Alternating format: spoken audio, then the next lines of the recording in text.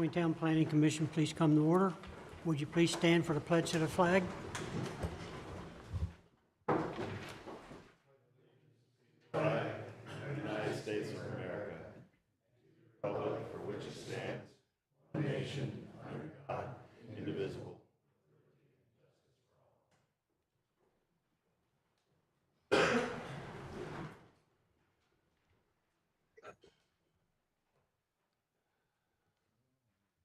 The records reflect the members of the commission that are present.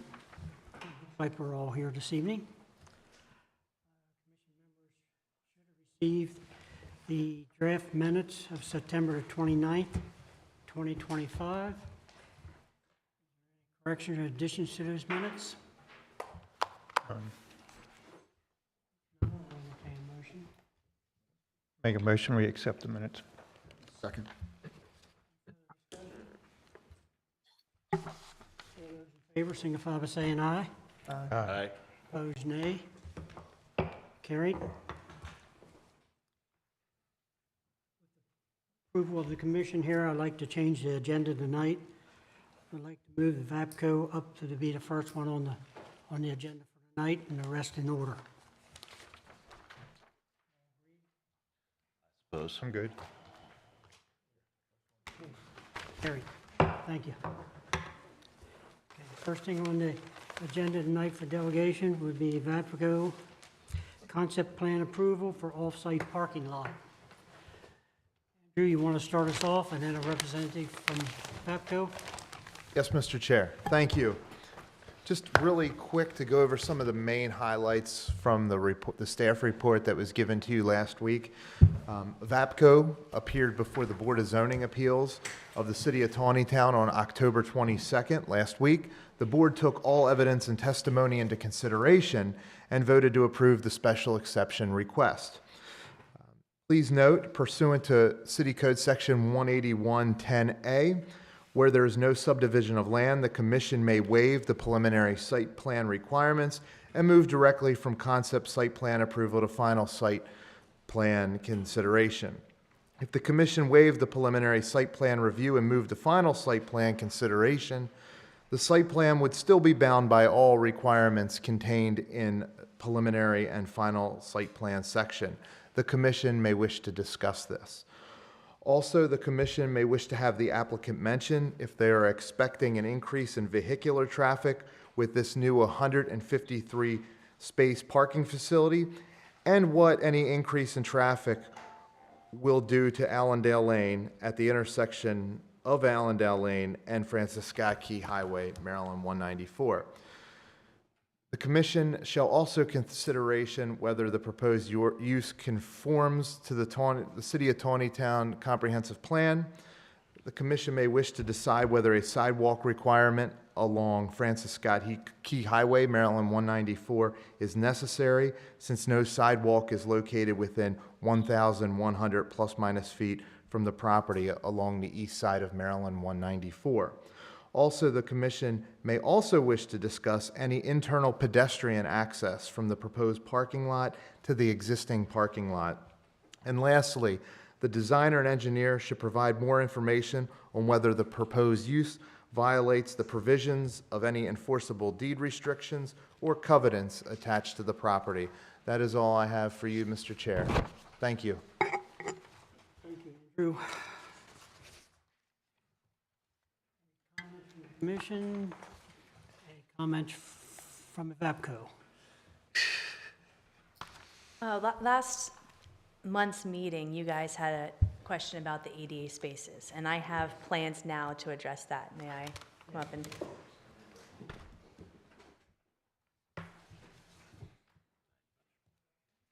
Thanks, man. And you were moving them from the existing parking, or from the new parking lot up next to the building, new building, right? We're dedicating spot 6 to the, there are, if you look at the bottom right, there are 514 existing spaces. There are 182 proposed spaces, so a total of 696. 2% is required for ADA, that's 14 spaces. There are 12 existing, so we're proposing to add 2, or dedicate 2 new spaces to make a total of 14 to meet the requirement.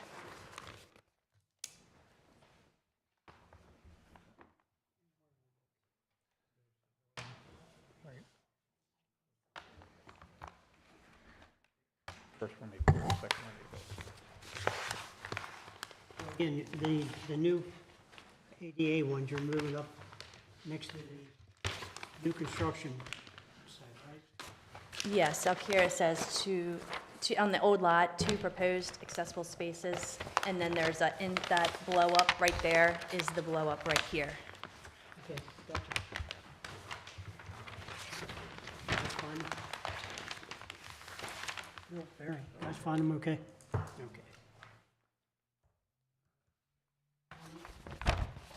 go. I see I guess there's a sidewalk on the lower, next between the two parking lots there. But you're expecting everyone to kind of walk across the where the other parking.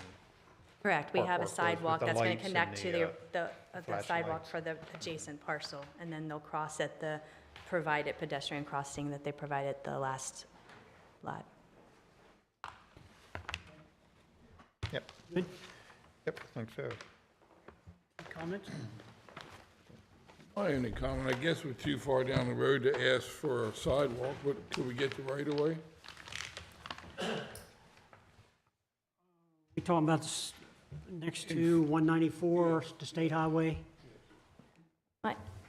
So the only issue that we may encounter with a right-of-way for sidewalk is that the boundary line or right-of-way line for this parcel does not align with the previous site plan. You can't really tell on here, but they did allow for an easement for a sidewalk in front of between the parking and 194 on the previous site plan. On this, if we were to do that, we're gonna have to slide it, I guess, back away from the road some in order to address that. Otherwise, you'll be in the actual state right-of-way if it were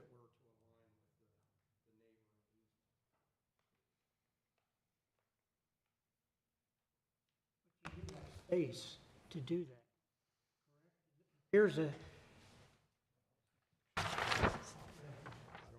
My concern is that pedestrians from the lot will then try to go towards 194 and then walk up and then not be at the safest spot to cross Allendale.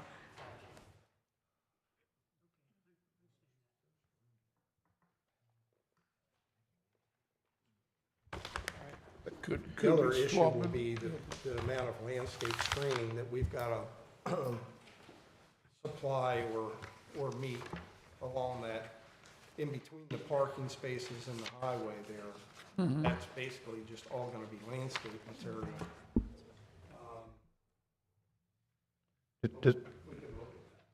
Does that mean we'll never have a sidewalk there? I don't know, could we do the other side of the road? I mean, we're trying to make a walkable town. Well, typically, the sidewalks are within the right-of-way of the road. That would be something we'd have to address against the state highway.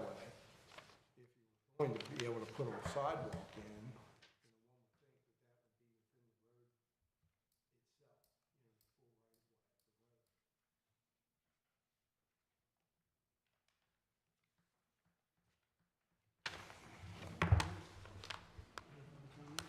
Always wanted sidewalks all everywhere we've done things.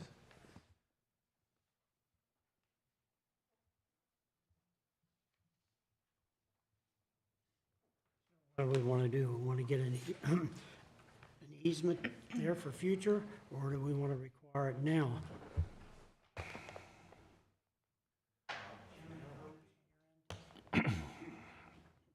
Well, if one was not required for the previous parking lot, perhaps not, but we typically do try to at least get an easement where we think a future sidewalk could go. We did that with the adjacent property, I believe. That's probably the most prudent way forward. It was pointed, That route, do we agree on that route? it was pointed out previously that constructing sidewalk leading up to the stream crossing where there's no pedestrian walkway across the bridge could be considered a safety issue. So I think that fed into the commission's decision not to require sidewalks on I believe it was Duffy Box was a recent Duffy one. Box, yeah. I don't recall the conversation with the previous Evapco lot so much, though. Oh, don't we have an easement for the first But parking I lot? believe we've always gotten an easement, yeah. There is an easement. Right out on the road. I'd like to add that then, an easement. For a second.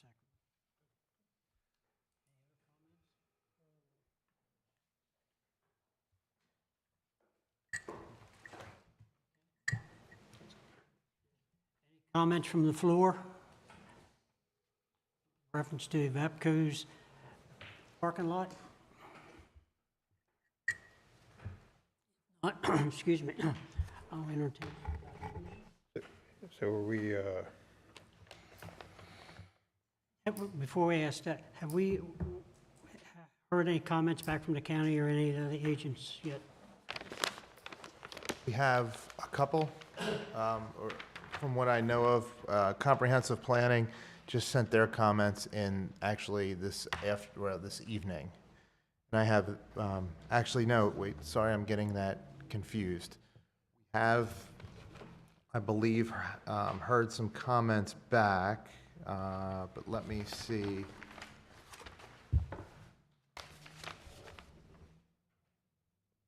but without all the comments back, we don't really want to go to final without that. We can accept the concept plan. And then when they come before us, we can make a decision then if we want to do the final along with the, okay? Yeah, the county has a grading-only site plan process where it's just one phase. And that's why we're trying to request the preliminary plan waiver, so it's kind of echoes the county's process. Time we do the preliminary, we can possibly do the final, if all comments are back from the county and the other agents.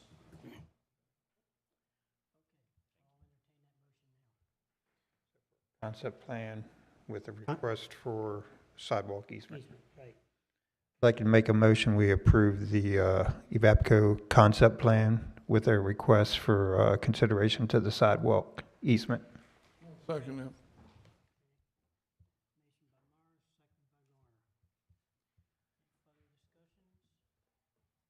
Comments from the floor? All those in favor of that motion signify by saying aye. Aye.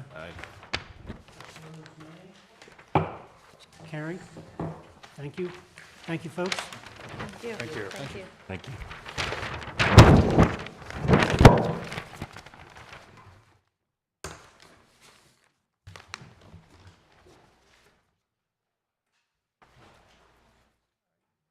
Next item on the agenda, we'll move into concept site plan approval for 520 East Balmer Street, McDonald's.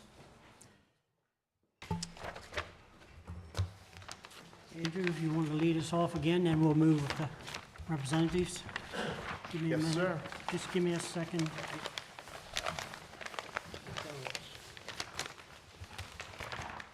Okay. Just to mention, access to the site is proposed by the private access road as Genevieve Drive. The proposed use is permitted under the existing zoning ordinance pursuant to 205-20B3. Also, regarding lot and yard requirements, the staff would just like the applicant to confirm lot coverage and also maximum building height to make sure that complies with the zoning ordinance. After review, city staff does not see Genevieve Drive as a street due to it being a private street. The commission may wish to discuss this. If the commission decides this private street is a street, then the setback line will need to be amended on the site plan. Water usage has yet to be provided on the site plan. The owner and developer will be required to provide usage data from other similar restaurants to review. Staff would like the commission to discuss having the front of the building fronting along East Baltimore Street if the commission believes that such a more stringent design provision is necessary to promote the public health, safety, and welfare, or to promote good site plan design pursuant to Section 181-9C. Additionally, pursuant to 181-20G1, the main entrance to the building should be oriented to the street unless the parking layout or the grouping of the buildings justify another approach and should be clearly identified as such through building and site design, landscaping, and/or signage. Staff would like the commission to discuss having the elevation of the building changed to include a more architecturally pleasing facade to what can be found in Cambridge, Maryland, and Frederick, Maryland, if the commission believes that such a more stringent design provision is necessary to promote the public health, safety, and welfare, or to promote good site plan design pursuant to 181-9C of the City Code. In the staff report, I provided, and also the applicant received the staff report last week, 2 locations. One is in Cambridge and the other is in Frederick. And just for staff mentioning, the commission may wish to review the color renderings submitted to the Board of Zoning Appeals depicting what the Taneytown McDonald's will look like, which is below that sentence in the report. McDonald's appeared before the Board of Zoning Appeals of the City of Taneytown on October 22nd. The board took all evidence into consideration and voted to approve the parking and sign variance requests. Also pursuant to 181-10A, where there is no subdivision of land, the commission may waive the preliminary site plan requirements and move directly from concept site plan approval to final site plan consideration. And as mentioned before, if the commission decides to waive the preliminary site plan review and move to final site plan review, this site plan would still be bound by all requirements contained in both the preliminary and final site plan sections, and the commission may wish to discuss that. The traffic group concluded that since the restaurant is decreasing in size, there will be a reduction of trips for this McDonald's. During your September 29th, 2025 meeting, a commission member commented about how reducing the size of the restaurant may increase the number of trips going through the drive-through. The applicant should provide more clarity on this comment for commission consideration. After review of the 2010 Taneytown Comprehensive Plan, staff would like to recommend existing sidewalk along East Baltimore Street connect to the existing restaurant for pedestrian access pursuant to the master plan goals contained in the staff report. And lastly, the designer and engineer should provide more information on whether the proposed use violates the provisions of any enforceable deed restrictions or covenants attached to the property. That is all I have, Mr. Chair, and if you have any questions, please let me know. Thank you. Thank you. I have a statement. Go ahead. I'd like to see their decision set aside because I think they were denied some information at the hearing. I know they asked how many employees, and the answer was nobody knew. I made 4 trips out there this week. 3 of them, it was 9 employees, and the last one, it's 11. You must take that away from your number, so they don't have 19 like they say they do. They don't have that many parking spaces, and I have an issue with that.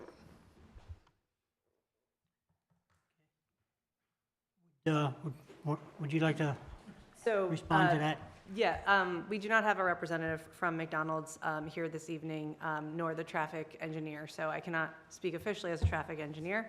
One part of the testimony from the McDonald's representatives at the hearing last week was that not all of the employees drive to work. That doesn't matter, ma'am. You still, next week, they might, the new employees all might drive. You have to consider that number.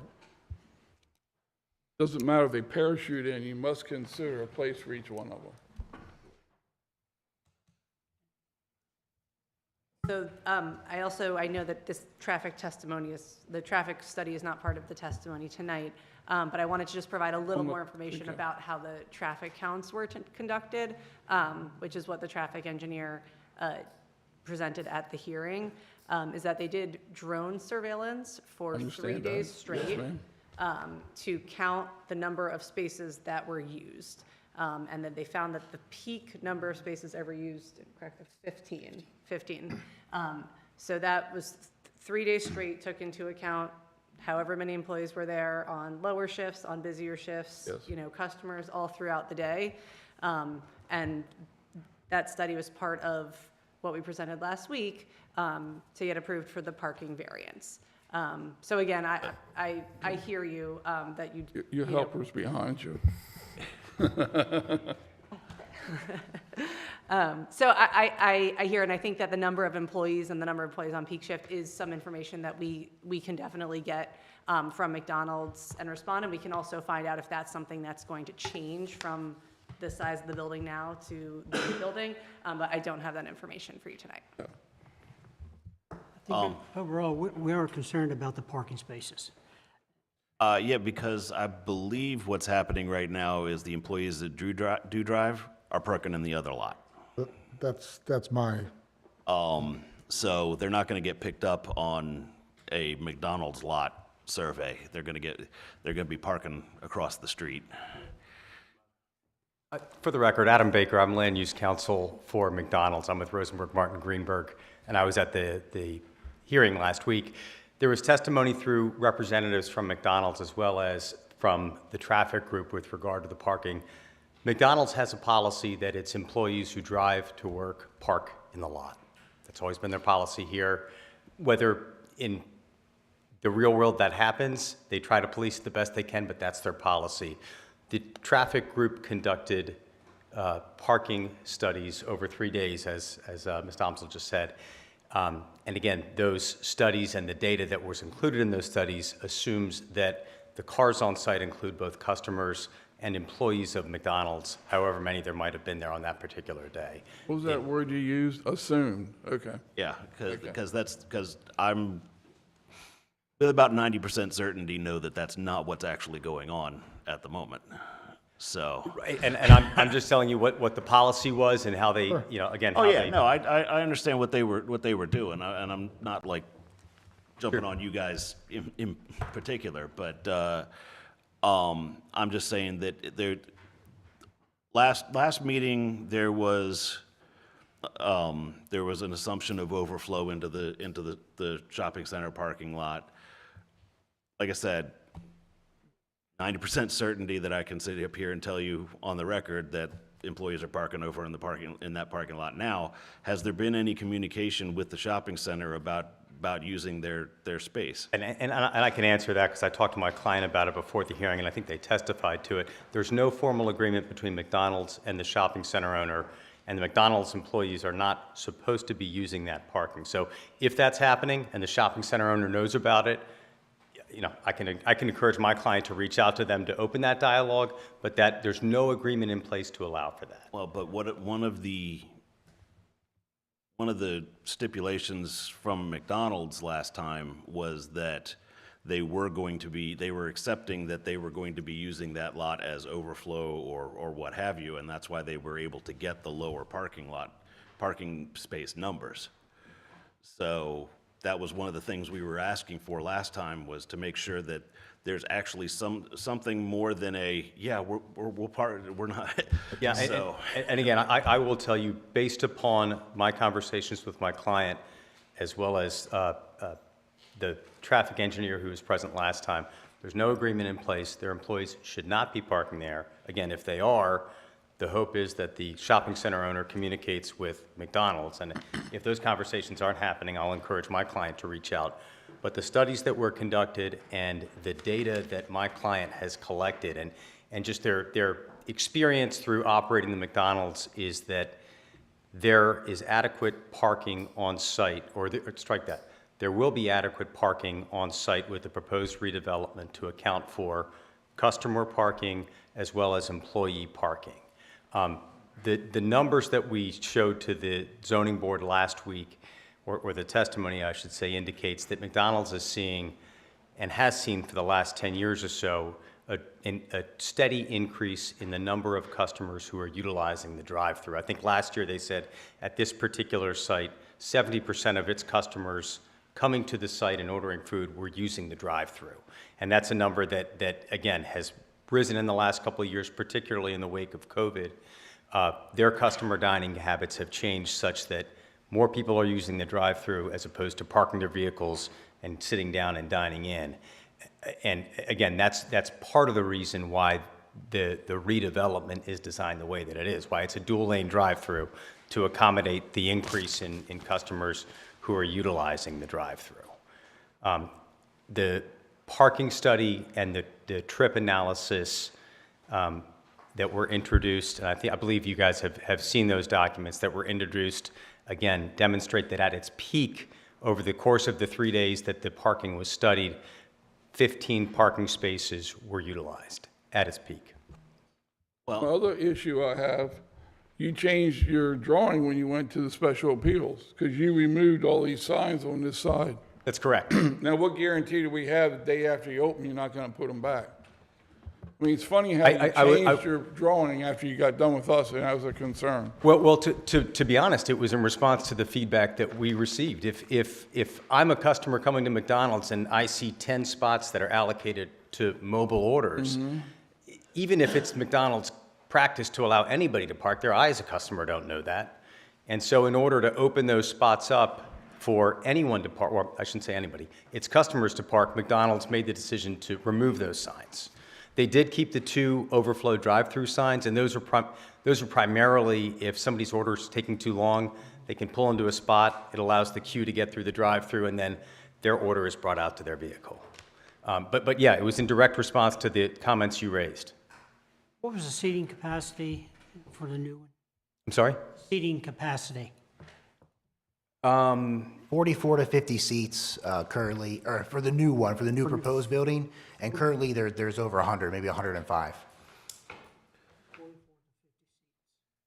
Okay, so the new plan does not have all of the mobile order signs on the right? Correct. They were all removed. Okay, because I was about to say, yeah, yeah. this is the Otherwise, old- you yeah. had 9 spaces. Yes. Yeah, sorry, this is the old one. So, okay. I still, mostly because they brought it up last time of it being an assumption, I'd still like to see something a little more formalized with the shopping center of that's going to be the overflow. And I can tell you, based on the conversation I had with my client prior to last week's zoning board hearing, they do not intend to enter into an agreement. There's going to be no, the presumption, and I guess their position is that their employees and their customers are not to use that not to use the parking in the shopping center. Now, if you want documentation from my client reaching out to say, this shouldn't happen, if it happens, please let us know, we're happy to do that. But the employees, but the customers can park wherever they want. I can park in my house and walk there. But no, I'm just, only reason I'm going over it is because that was one of the reasons that they were saying for the parking variance that they were going to go before the Right. zoning board of appeals. And again, I'm sorry, I wasn't at the planning commission meeting last month. I will say at the zoning hearing, they were crystal clear that their employees are not to use the shopping center parking lot. So again, if you want documentation from my client reaching out to, again, police it. I don't think that's the issue. Okay. And The McDonald's. The issue is the 19 parking spots. Correct. I think everything you said, I believe. 15 cars, I got it, I believe it. My concern is that, what if one of the workers there buys a car? Now they're going to take another parking spot. So, Right. and I don't know how many workers are there at a time, but it's more than 6. Well, we all know, as everybody at this commission, what happens up there. You know, if we have 9 employees, like Barry said, that have cars, the potential's there. Guess where they're parking? They're going to park over, and I understand what you're saying. Yeah.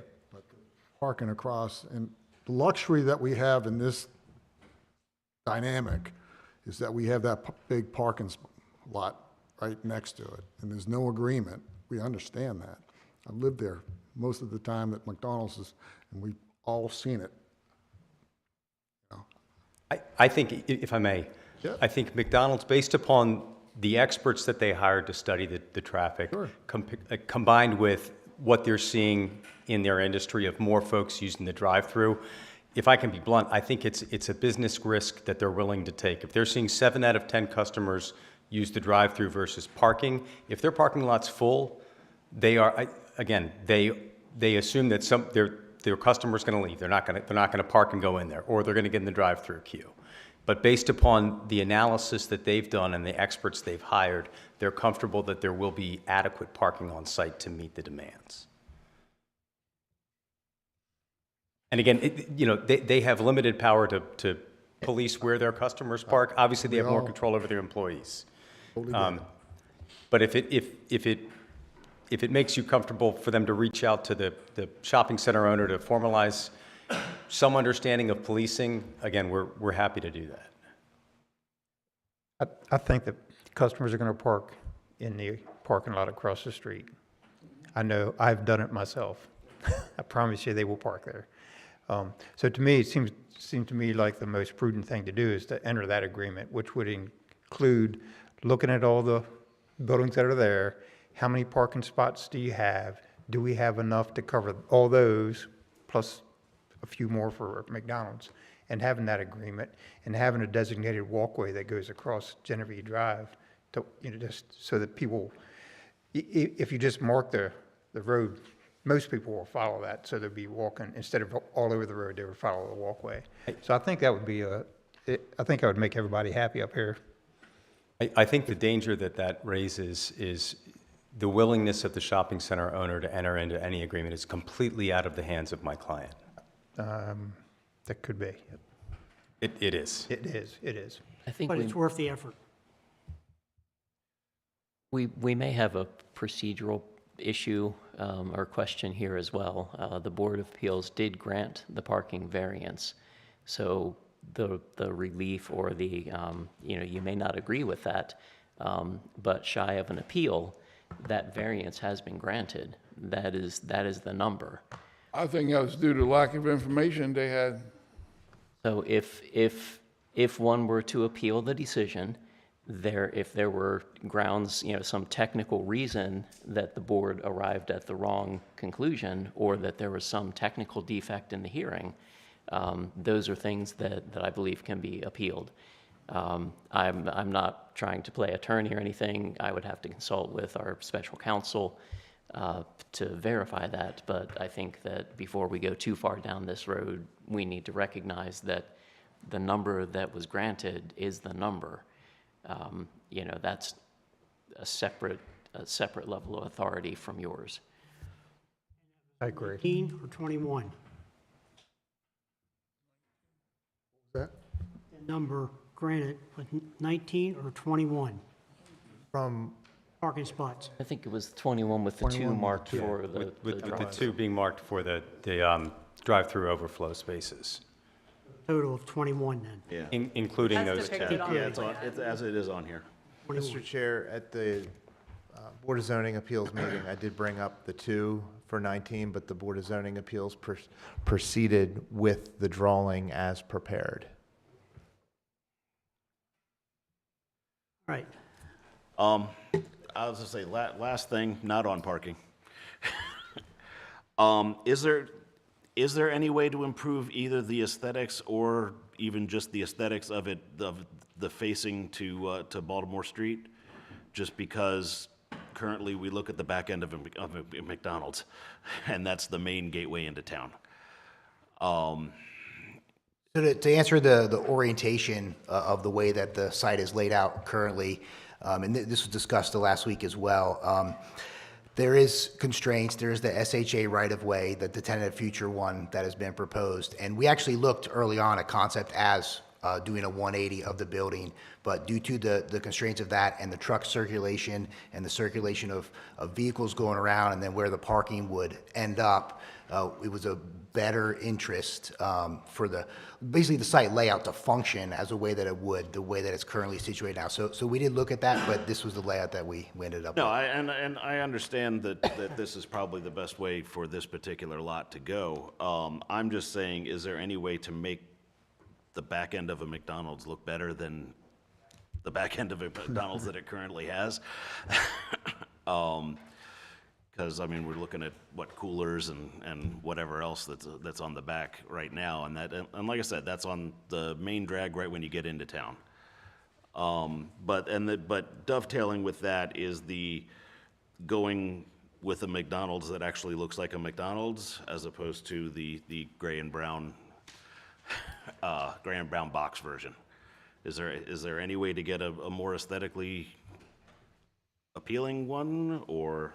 So upon receiving the staff report, we reached out to the client, we asked McDonald's, and we asked them this exact question, and we did get a response back from them in writing, and the building styles that were shown in the report are outdated. There's some over 10 years old. They're no longer part of the McDonald's style guide, and the one that are showing there are going to be rebuilt in the next years, the one particularly in Frederick. So ultimately, these are the styles that they're looking at for matching up in the future other sites. It's a shame. We That's like- what I'll go with. We like old To school. clarify, the one in Frederick is going to end up looking like the proposed elevations on this one as well. Okay, It's a That's the shame because new it kind of style. feels like a downgrade. It just looks like a box. yeah. But we're going to be talking about another box here in a minute, so. Because that's where everybody's going, is the Starbucks aesthetic at the moment. All right. Did I answer your question for now? Back to the original. Who owns Genevieve Drive? Who owns that? Right around the McDonald's, it's privately owned, and then I believe to the west towards downtown Taneytown, it is owned by the town.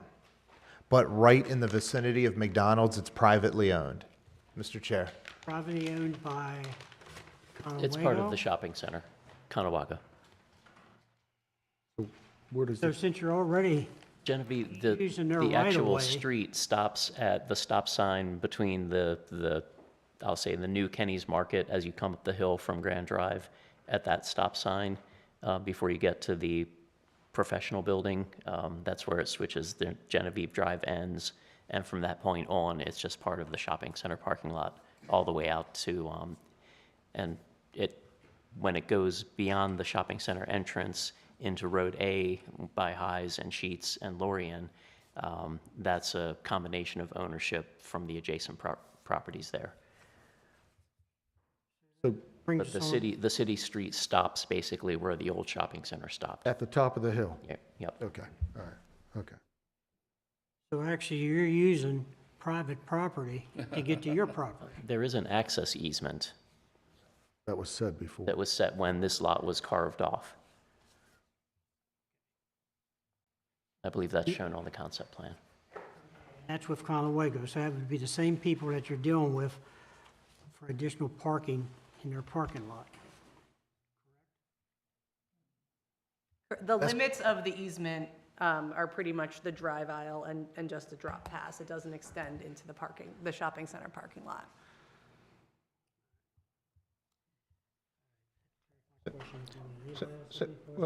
So I was curious, I assume everybody's okay with the position of the building, the facing of the building, it's the way it's been for a while.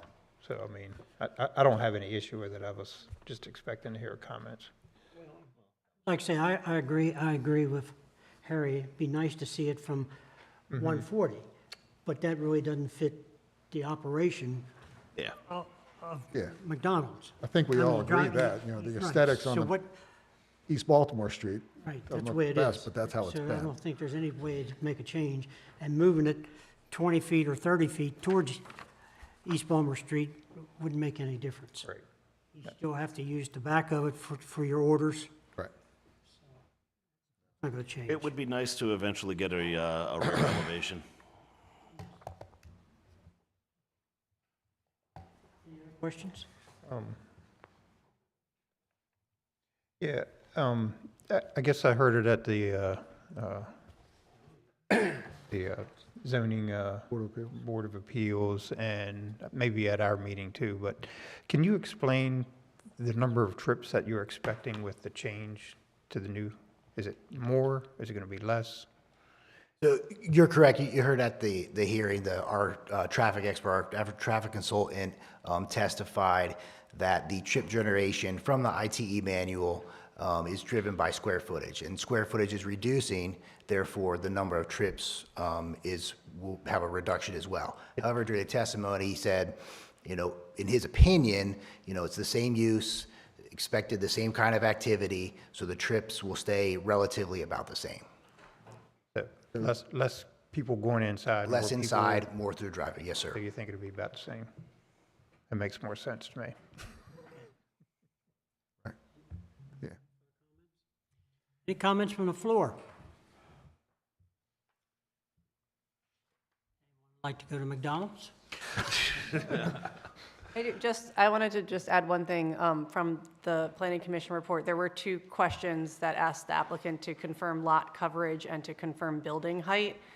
So we did get that information just to share and let you know that we're compliant. Yeah, so typically, the prototype building is at 18 feet, 9.5 inches, so it's under the 35. And then we did look at the coverage of building, the trash enclosure, the drive-through island, and we're at about a 14 to 15% coverage on the lot, and required is less than 60. I guess the only other question is, I think on the next plans that we're going to look at tonight, they have a place where you can, it's a marked place for people to walk across through the drive-through line to get to the building.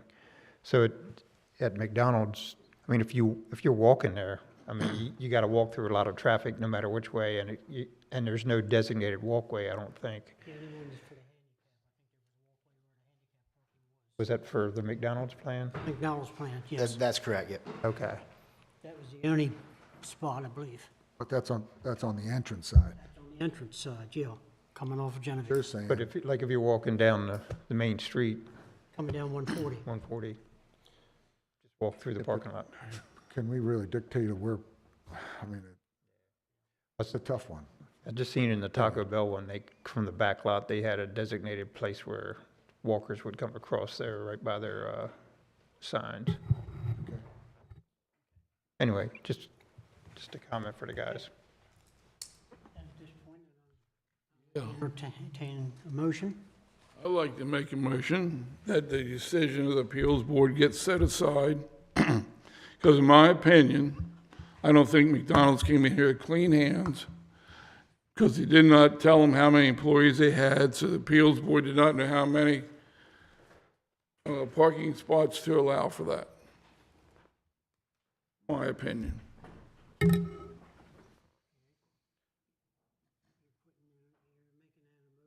Yes.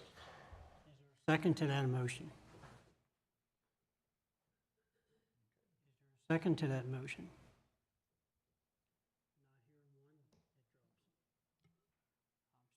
For another motion then.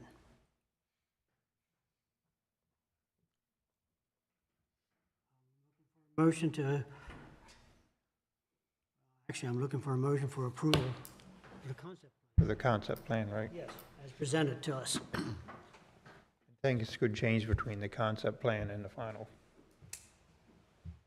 That's open, right, As- Jim? I mean, this I is a mean- concept, The preliminary and final should always be rooted in the concept. So as long as they, have the same basic layout and, and scale and so on, changes can occur, but they shouldn't be, it should still look basically like the concept that's before you tonight. Details can always change. Can't do that. Motion.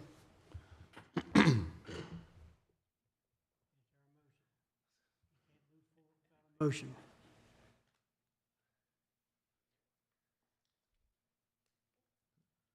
Not trying to change what the appeals board ruled on, But it just seems to be prudent that you talk to the neighbors and line up parking that you know is going to happen.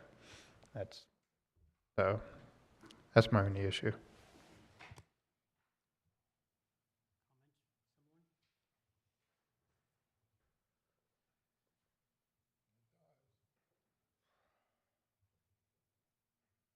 If it helps, we can consult with council and get a memorandum for the next meeting with regard to the Board of Appeals decision and what that means for you guys. I think, yeah. I think that's, think we If that's nobody's, general if nobody's consensus of the comfortable board making here. a motion this evening, if that would be helpful, I can ask the special counsel to prepare a memo about the Board of Appeals hearing for you. I think we all, yeah. Consensus? Clarify, Right. yeah. Back next month. Thank you very much for your time. Thanks.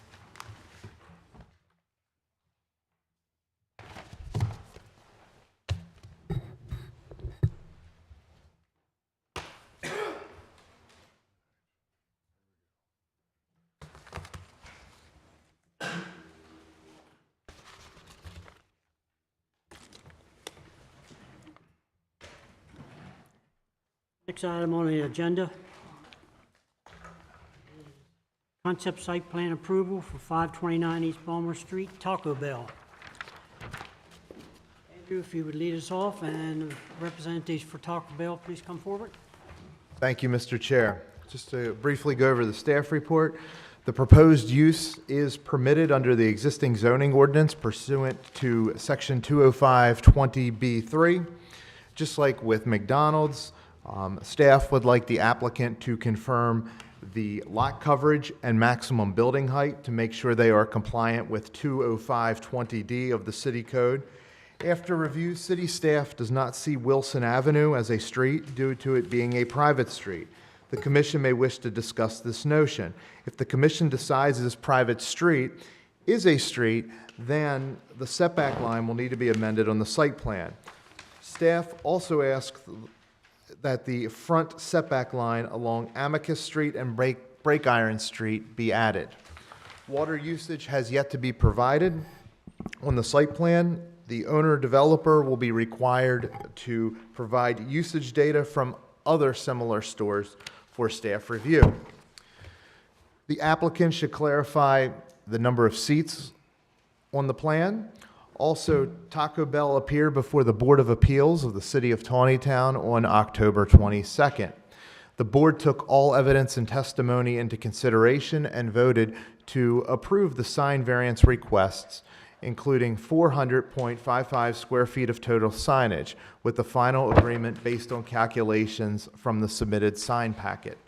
Staff would like the commission to discuss having the elevation of the building changed to include a more architecturally pleasing facade to what can be found in Frederick and Gettysburg. If the commission believes that such a more stringent design provision is necessary to promote the public health, safety, and welfare, or to promote good site plan design pursuant to Section 181(9)(c) of the City Code. On October 1st, 2025, city staff met with a representative from Taco Bell and inquired if the front column of the restaurant could have stone, as can be found in Frederick, Maryland, and the sides of the restaurant be brick, as can be found in Gettysburg, Pennsylvania. Currently, the building is proposed to have Bladen brick, Downing black velour, and Equitone linea fiber cement panel. The commission may wish to review the color renderings submitted to the Board of Zoning Appeals depicting what the Taneytown Taco Bell will look like. And those photos, renderings are in the report. Also, Dynamic Engineering was hired to conduct a transportation impact study for the proposed Taco Bell restaurant. The commission will be provided the results, or were provided the results. And lastly, the designer and engineer should provide more information on whether the proposed use violates the provisions of any enforceable deed restrictions or covenants attached to the property. Mr. Chair, I have no more comments, and if you have any questions, please let me know. Thank you.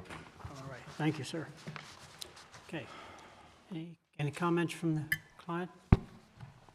Yes, I wanted to take a moment, thank you guys for coming back.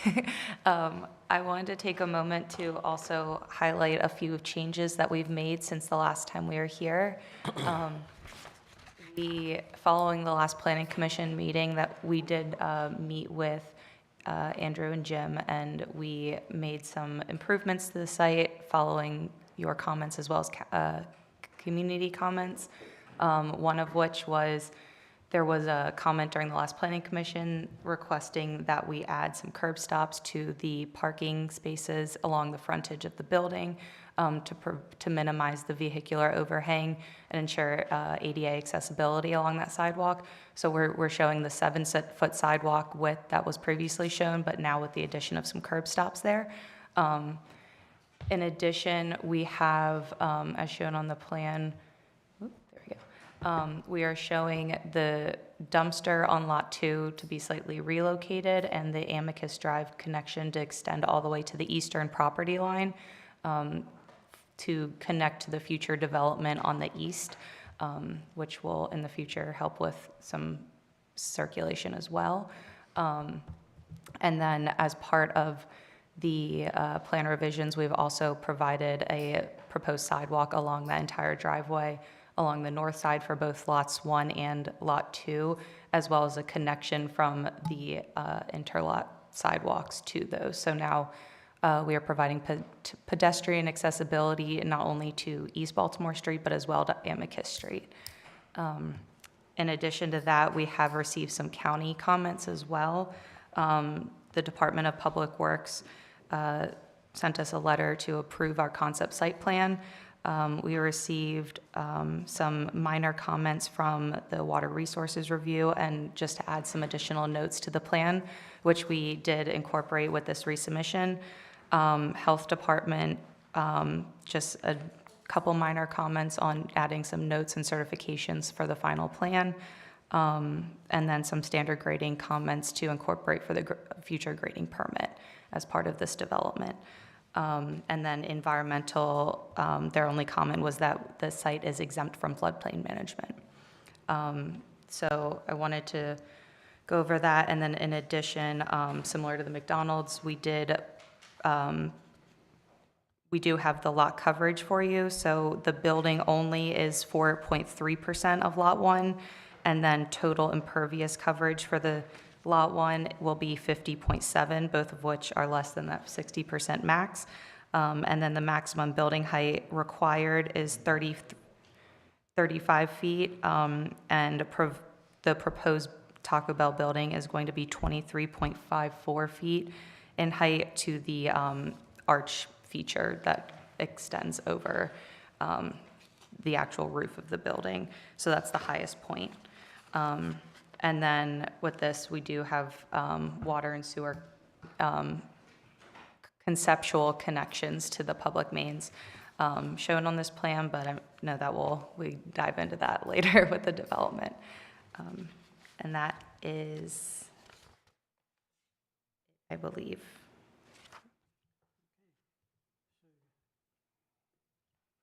Agree then to go with the look at the Frederick, the one in Frederick?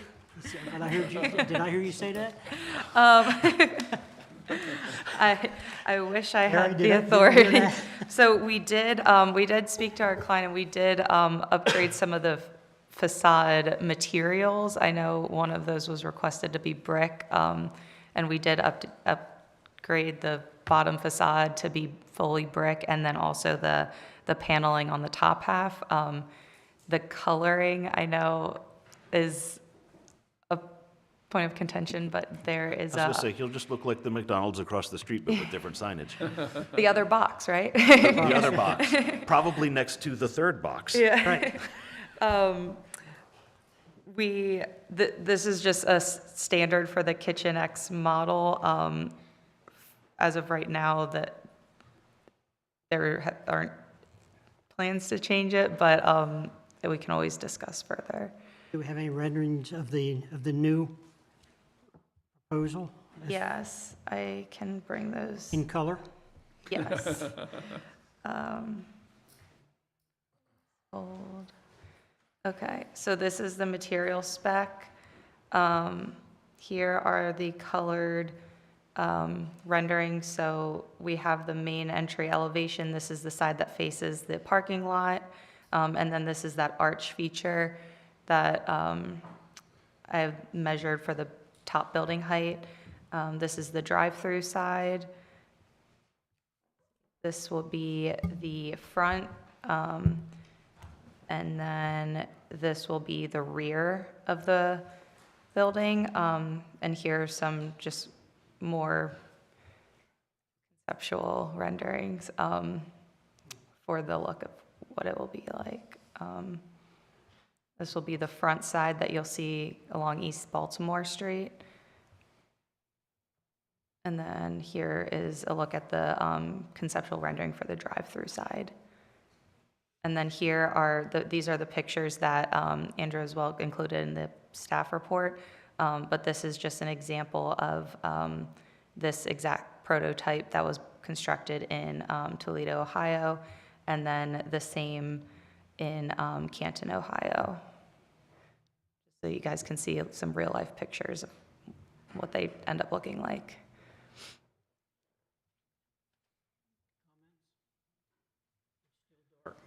Box. Box.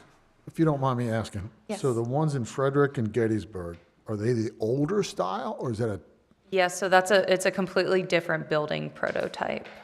So it's an older style, yes. so is that exactly what happened in the, or what was discussed previously? Is that one gonna go away? And these renderings at the bottom are gonna, if they ever get updated, I'm just asking. Yeah, it's a valid question. I am not sure. There are different ways that. You said that. I remember from the previous that you said that, you know. Yeah. And, Didn't It just- Gettysburg just open last year? That was just built. The one in Frederick? One in Gettysburg, that was just built, wasn't it? I'm actually not as I familiar believe with so. that one. Not even opened Yeah, about a year. if they ever do a remodel, they can, scrape and rebuild to a model like this, but that's what I was getting at, so yeah. if they ever did update, and if it's only a year old, that's not gonna happen for a while. So, okay, so there's different designs depends on what the population is, or whatever the size of that, Yeah. the building, to whatever that town's gonna take, right? I saw Yeah. one open about 6 months ago that's this. Okay, okay. In your opinion? Okay, thank you. I've already given my Okay, opinion on the okay. plain boxes. I think we're good on that front. Okay.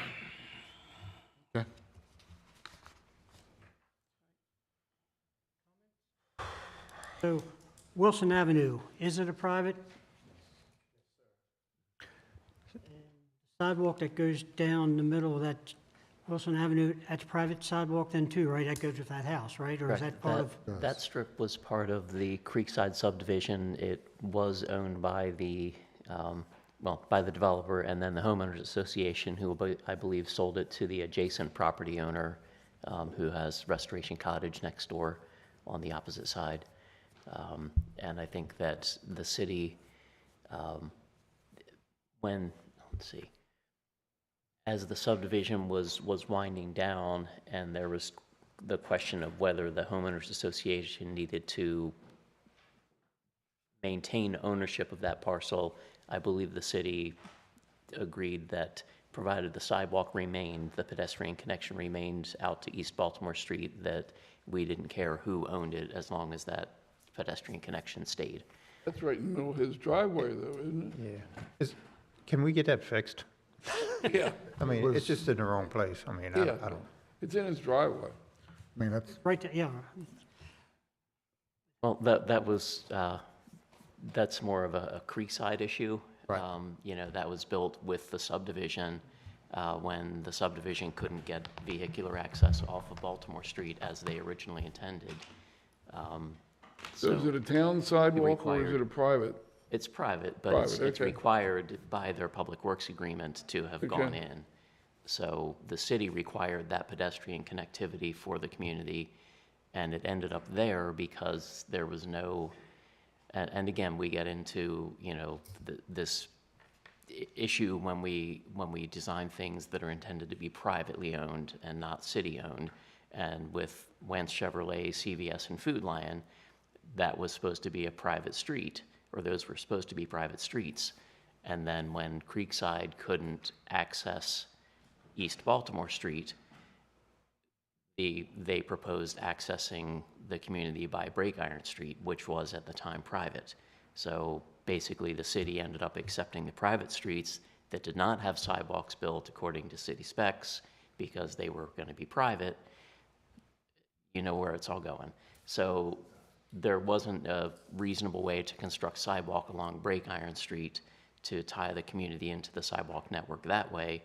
So the developer of Creekside was required to build the sidewalk down the 30-foot easement that the 30-foot strip of ground that they owned, and to construct sidewalk from that point along East Baltimore Street to connect down to the CVS store where the sidewalk ended.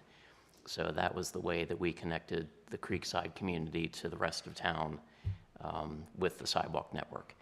So that's why the sidewalk's there. Well, I think, Yeah, so I'm tracking how we got there, but well, how my, we Right, fix it. so, yeah, and at the time, the property next door was vacant. Right. The driveway that had been there was all overgrown. There was really little evidence of a driveway there. I don't think there was And much The discussion. Creekside community did not, as was in Andrew's report for both, well, all three projects before you, about the developer providing assurance that there are no enforceable deed restrictions or encumbrances on the properties. Well, what happened with this property with Creekside is an example of that gone wrong. The developer, while they conveyed that everything, they had clear title to everything, the adjacent property actually had deeded access across that property. And we found out about that well after the fact. And so the developer ended up creating a new driveway entrance onto 140. And that's Wilson. that was after Wilson the Avenue. sidewalk was in. So it's really no longer Wilson Avenue. The properties that were addressed for Wilson Avenue have been readdressed for either Amicus Street or Break Iron Street. So Wilson Avenue really is a historic notion now. But it still shows on some drawings as Wilson Avenue. Right. So it's basically a driveway. It is. So it's, right, so it's a driveway. A driveway with a sidewalk going down the middle of it, and how does that connect to Taco Bell's sidewalk coming across one? Doesn't. It's It doesn't. totally unrelated. I think that's going to be another discussion. Yeah, Has nothing to do with Taco Bell. And there's, as long as that sidewalk or a sidewalk remains, that property owner can move it, do whatever, as long as he or she maintains the connection. So if they think the driveway should be on the other side, they can put the driveway on the other side, as long as that sidewalk connection remains. And I don't think I the was gonna city say, would stop Can them be from there doing anyway. I think that. it's up to them. We just want the sidewalk to be there. And logically, you're not gonna pass up the entrance that, you'd have to walk past an entrance to then go down the sidewalk in the middle of nowhere on Wilson Avenue, to then come around, do a U-turn, and go back to the front of the Right. store. Unless you're trying to get your steps in, that's not gonna be a viable way. People are just gonna take the sidewalk that now exists in the back. according to the drawings, though, it's connected. Yep. Yes. As long as the end result is connected, Yes, yes, regardless of where it's located. yes. All agreed on that? I agree, it's connected. Right. I agree. Yes. All right. Wilson Avenue Not exist. Nothing. does not exist, Driveway. yet in what you panned out here, you show Wilson Avenue on the right-hand side of the lot. Is that a separate Wilson driveway? Where, You're in I'm the sorry. traffic study, or- Yeah, on Rural Resort Report. With the landlocked. The soil report, you said? Actually, it's right across from the entrance going into the shopping center. You show Wilson Avenue again. So is that, Page you want, Jim? well, Well, I mean, technically, it shows it right there on there, but I see it. it's a gravel path. We can remove the reference to Wilson right, Avenue. if it shouldn't, If right, it it's- shouldn't be there as, Yeah, and, yeah. unless that's planned to be in, it's in No, and, Appendix D. okay, and yeah, if, as part of the survey and Alta, sort of in the staff report, we analyze all existing deeds, covenants, right-of-ways, whether, I guess, existing or historical. So kind of like Jim said, it could be more of a historical reference at this point, but we can always remove that if it causes any confusion, now that we know that it's just a private lot. And again, this is the adjacent property and not the property that we're talking about for Taco Bell. So, Right, it's lot 2, that's, yeah. Right, so whatever they can change the call out if need be, so that it doesn't reference Wilson Avenue. Back to Taco Bell. I'm just wondering if the traffic off East Baltimore shouldn't be one way instead of two way. So that's, yeah, and I'll, just real quick, tonight we have Kevin Savage from, who did the traffic study. There were questions last month. There were a lot more questions about traffic than we typically have at the concept level. So even though we're still waiting for some state highway comments, Kevin joined us tonight so he can speak to the study, so. And I can kind of go through a quick overview if that, is good. I was gonna say, we just got it tonight, so. Yeah, we just got it, so Yeah. help us. So we prepared a transportation impact study that Jim has mentioned was submitted to State Highway. We're expecting comments probably in about a month. So just to kind of highlight, what we looked at as part of that study, first thing we do is we take traffic counts on the existing roadway network. So as part of the study, we looked at the intersection just to the east of here with the East Baltimore Street and the Taneytown Shopping Center driveway, the roundabout further east, and then the signalized intersection immediately to the west. So we kind of, went out to East Baltimore Street and then really went one, major intersection in each direction. So we took traffic counts of those intersections corresponding to the weekday evening and Saturday midday peak hours. Based on SHA traffic volume data, the evening peak hour is really, the highest volume on the roadway network in this area, at least on, East Baltimore Street. From there, we projected some additional background growth onto those existing volumes to really project the volumes into the future. We added 3 adjacent developments that were, in various stages of approval based on, county information in the area, to generate what we call, no-build traffic volumes, really a projection of what the traffic volumes will look like, say, 2 to 3 years into the future. From there, we surcharge the site-generated trips, and for that, we utilize both the proposed Taco Bell, and we made a conservative assumption to include another fast food restaurant, 2,500 square feet on Lot 2. So both of those developments were included in the traffic projections, really just to provide, more of a comprehensive study and look at both the driveways. How And many from trips did you get? It's right there. how many trips?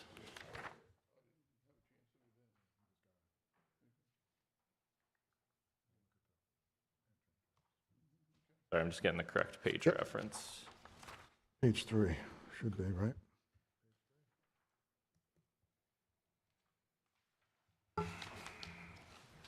Sorry.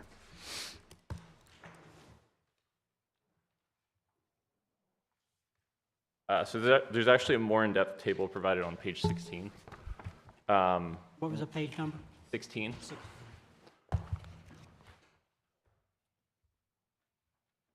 So total proposed trip generation for both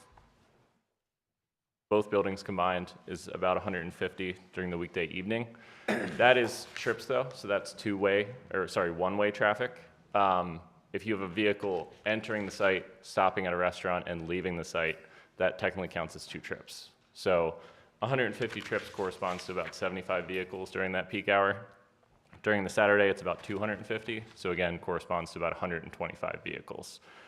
But what's unique about this use is, according to data collected by the Institute of Transportation Engineers, which essentially is responsible for collecting and collating data for various uses across the country, both these uses have a high pass-by traffic rate, and what that means is it's traffic that's already on the roadway network. It's already passing the site.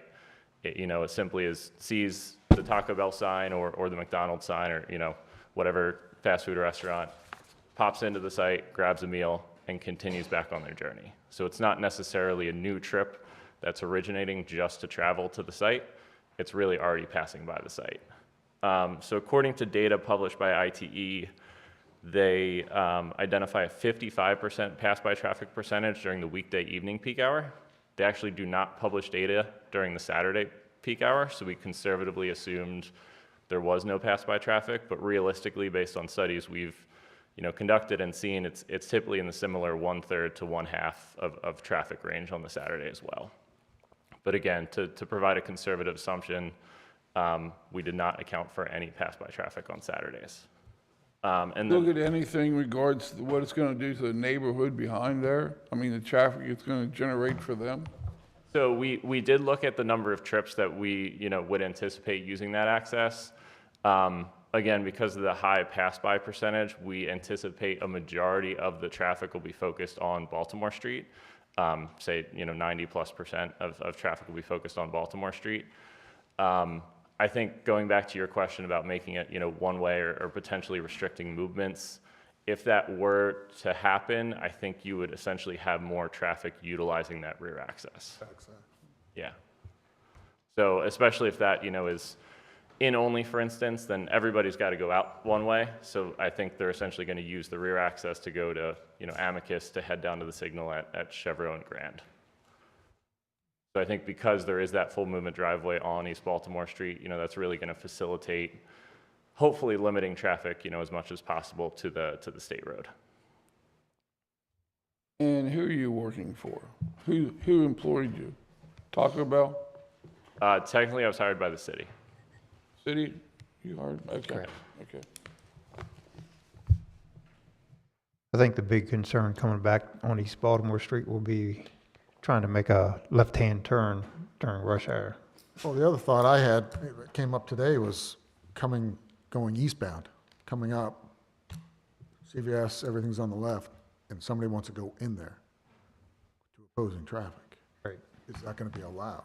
So we're going to have a pinch point there, then, And the same thing happens at McDonald's the other direction. right.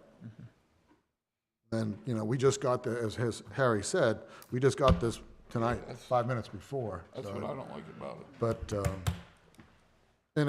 and I addressed it the last time, I'm very concerned as people here that live in that development behind. Jim brought up some points. Very concerned on the traffic because of, I think we all said, are people gonna go in off of East Baltimore Street because it's backed up, gonna go through to hit Amicus? I said that before, I'm just, I understand, I respect the reports, but it just, I don't know. Without looking at this more, it just. And I think from the developer's perspective, they could look at some type of, potential traffic calming within the development to I think essentially that's already been addressed. I think some of it's- discourage, discourage that cut-through traffic. I think the one thing, kind of looking at it from a high level, the driveway off East Baltimore Street, there's not really a direct connection to Amicus Street. Often developments will have, kind of one centralized access drive. Here, you essentially need to make, you need to come in and then make either a left and a right to get up there, or a right and a left. So I think that in and of itself does discourage a little bit, that cut through, because it's not really the straightforward, access. But I think, placement of signage or maybe even a speed hump within the development could potentially, help. But even if we put, and we are, as a town, we're putting the speed humps in and all that to calm it down. But the traffic is still gonna be there. You know what I mean? People are still gonna, that's, you know, and the people that live back there, you know, they're here tonight, and that's, I think they're gonna voice their opinion again. And I don't know, I understand. I just, as you can tell, it's a tough one. No, no. Because I know what's gonna happen. So they'll go back through there to hit Roberts Mill. Is that what you're saying? Yeah, that's, Yeah. yeah, and Well, because people there can tell you. currently, the relief valve is Diverne, which is right after the secondhand-ish place there on the right.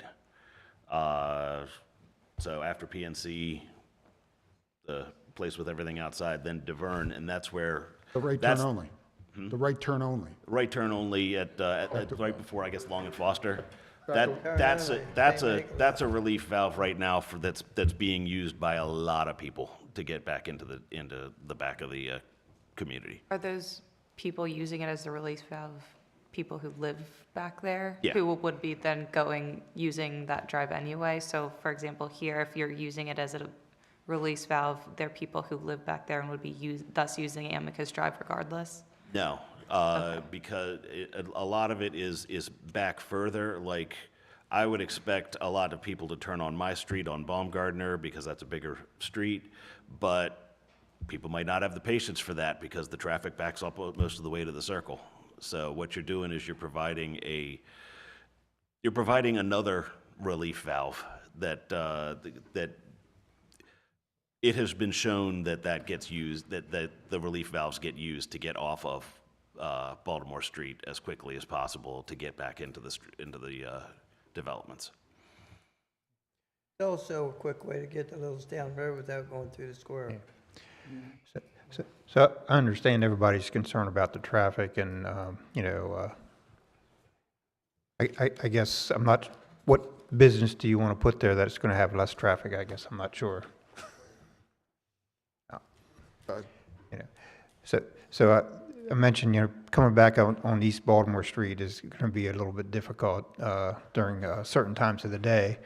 But then looking at when you come out on Amicus Street there, it looks like when you come out and you're looking to your left, that turn is really sharp, and I think it's going to be difficult to see the cars that are coming up from the Food Line area. So, Tim, wasn't there a study done on that? That turn, that Said quick that turn, last week. going down the hill at I'm sorry. Amicus and Brake Iron, where that, around the water tower? I thought there was something about line of sight or?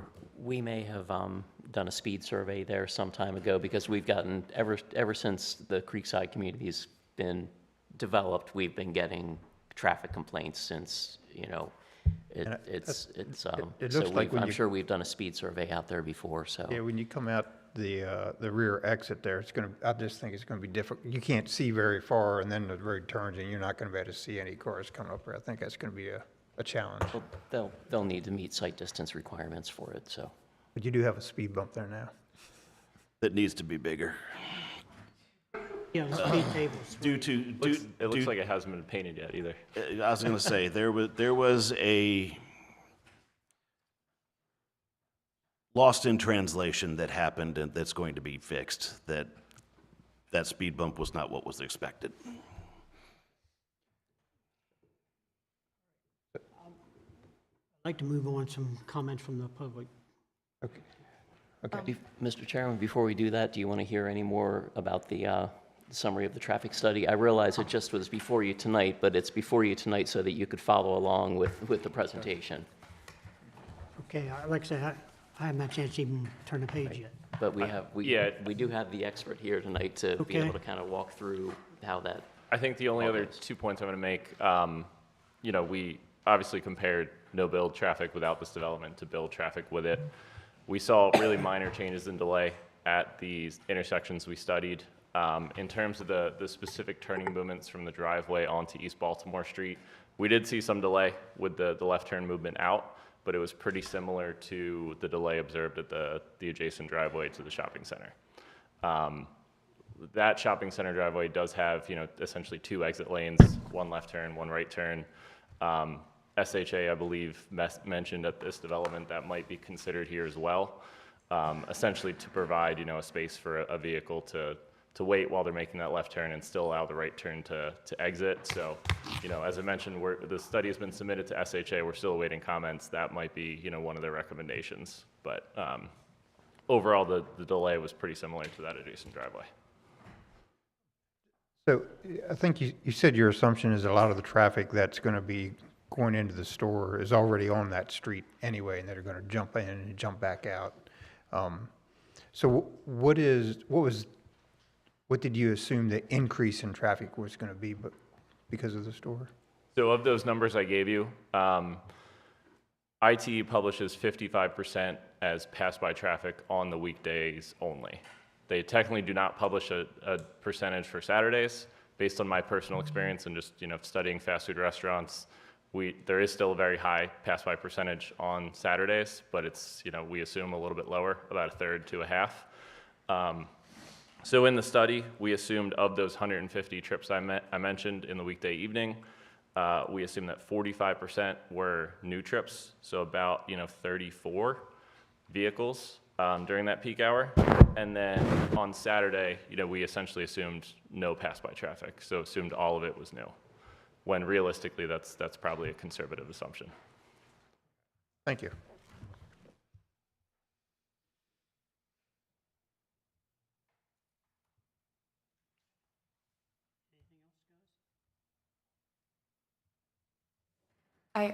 Sorry, I had one other item I forgot to mention. I know Andrew, you had asked about the number of seats for the restaurant. There are 12 seats on the patio, and then I confirmed with the client that there's around 20 to 22 interior seats. And so that's why you only see the square footage in our parking table, as we calculated the requirement based off of the most restrictive, which was the square footage, as that requires 22 parking spaces, whereas the number of seats would only require about 11. So we met the most restrictive. Thank you. Of course. Okay. Question? Yeah, so non-traffic question. So the rear of the property, can you describe what your intended buffer is going to be for the lights and everything? Yes, of course. So as the concept is laid out, we're meeting all of the landscape buffer requirements, the setbacks for the drive aisles, the parking, the drive-throughs, the sidewalks. Can you exceed them? I'm sorry? Can you exceed them? You're meeting them all. Can you exceed So right now at the rear, it's a 20-foot landscape buffer required. We're showing 22.2 feet provided. Within that, we can always more densely screen. So there are planting unit requirements. And as part of that, we can provide, our client is willing to provide enhanced screening on top of that. So even if there's not a larger width for that buffer, we can provide additional trees and shrubs and such. I'd be more concerned about the vertical height, not the Yes, of course. So, and that's where we will be happy to provide as much screening as we can feasibly fit in there. At a minimum, we'll be providing what's required by the town ordinance, and then we can look to provide more beyond that, depending on what can fit there. But that's the case for the entire perimeter of the site in all directions. So obviously excluding any site triangles at driveway entrances. Yeah, I think so. I mean, there's a light study that gets done, right? Yes, there will be a photometric plan provided as well. That's why I said it's going to get done. Yes, so at the next step, you'll see the photometric plan as well as the landscape plan. Now I'd like to open up to anyone from the public that would like to come forward and make any comments. I think somebody in the back. And just a reminder to please sign in. Yeah. State your name, address, and sign in, please. Beauty. My name's Karen Cessna, and I live at 21 Amicus Street. And just a few comments about I forget exactly the word you used about cutting through on Deverne, relief traffic. We have plenty of traffic coming through Amicus Street during rush hour times from developments behind Amicus off of Roberts Mill and way back there, lots of developments. And that's why we asked for those speed bumps, which are like not too much of a bump, but anyways. I called them speed suggestions when I went out and looked at Hello, them. So yeah. I'm on your side on that one. If it was supposed to be a speed bump, they should have taken a minute more and done the thing right. Anyways, so as far as people accessing Amicus Street with this situation on East Baltimore Street, if you're on East Baltimore Street in rush hour, good luck with getting to this Taco Bell. If you're right there, you can turn right. And if you're trying to come out of there and turn left, well, wait till 5:30 or 5:45, because that's when the traffic's going to slow down. So I don't know if anybody's been there at that time, but in and out. And then if they can't turn there, they can use the light at Chevrolet, come on around to Brake Iron and back to Amicus and in the back way, and then back on out. So I think we're going to get a lot more traffic on Amicus, which is, and the way it's situated, where it comes out on Amicus, if you're coming out of this center, and you make a left, and then you have to make an immediate right. If you're an automobile, that's one story. May I ask this panel, what kind of trucks deliver to your Taco Bell? Are we talking about a pickup truck? Are we talking about a box truck? Are we talking about a tractor trailer? Typically a box truck or a tractor trailer, but we do truck turn analysis as part of the site layout. Well, I'd like to know how you manage this tractor trailer coming out of here, making this left on Amicus, and then about the time he gets the back end of his trailer out of there, he's got to make himself come around to a right on Brake Iron. I know they haven't run the templates yet, but a tractor trailer would essentially need to enter and exit off of Baltimore Street. It wouldn't make that turn. Yeah. So And how are they going to get back out of there?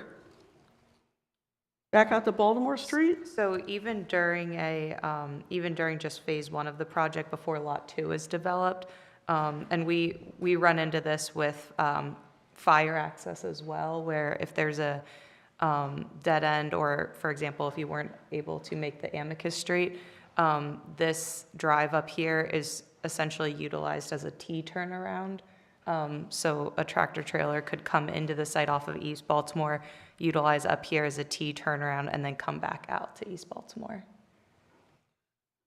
Well, I don't know about sizes of vehicles and all that, but that looks a little tricky to me. But in any case, if they're coming out here on Amicus Street, they're going to have to take up the entire property of Amicus Street, and then they're going to be headed around and then have to make another real quick turn. So anyways, so if they're tractor trailers, I don't know about that one.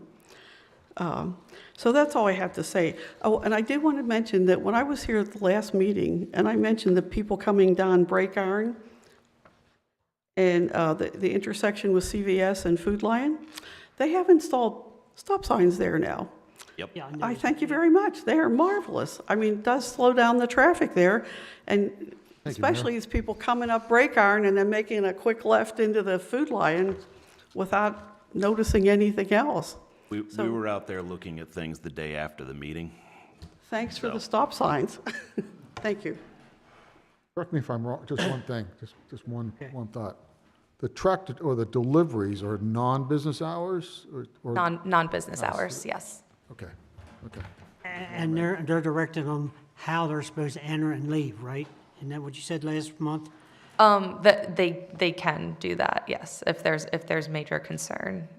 Obviously, the client has no ultimate control over how a truck driver follows rules, but they can set delivery methods in place. Sir, you got the floor. Hello, I'm Donald Levisay. I'm at 18 Amicus. I signed in already. Question for the traffic study. Did you take into account the traffic that comes from Stumptown, Roberts Mill, comes through Creekside, goes to the stores, and then cuts back through Creekside and goes back out Stumptown? We did not specifically analyze that, no. Because there's a lot of traffic that does that. Speed bumps. Thank you for putting them in. If they're going to stay the way they are, you should have saved your money. It was nice when they milled it to do the work. Traffic slowed down. Maybe. Now it's back to normal. And honestly, with these types of speed bumps, even myself, I find myself wanting to actually speed up to go over them, not slow down.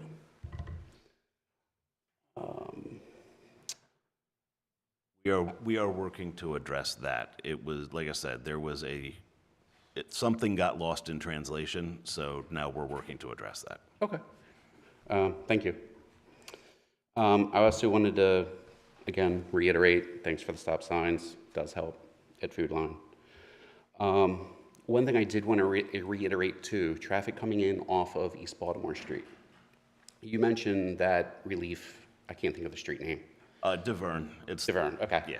I know exactly what you're talking about. There's a lot of traffic that still backs up, especially at the light at Chevro, cuts into Chevro, comes back through Creekside to get back to those back developments because they don't want to wait for the lights, especially during rush hour. An entrance off of Baltimore Street to Taco Bell with a back exit into Amicus, people are going to be doing the same thing through Taco Bell in these lots as well. So I'm going to straight up, if there's any way to close the entrance on the Amicus, please do so. It's the only way you're going to prevent people from cutting through there.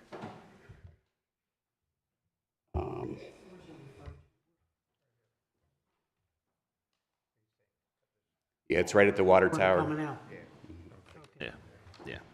And people will not, even if they don't necessarily come back out to East Baltimore, they will cut through and then cut through Creekside, get back to Roberts Mill, Stumptown, and cut that way. Because people are, like I said, people are already passing on the right, making that right to get back through there. Yeah, so those are the big concerns I had. I do know there was a concern as well as lighting. Is there any plans to address lighting coming back into Creekside?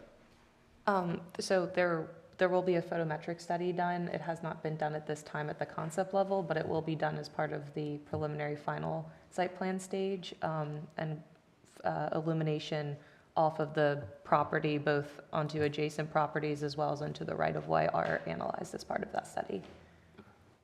That's all I have. Thank you.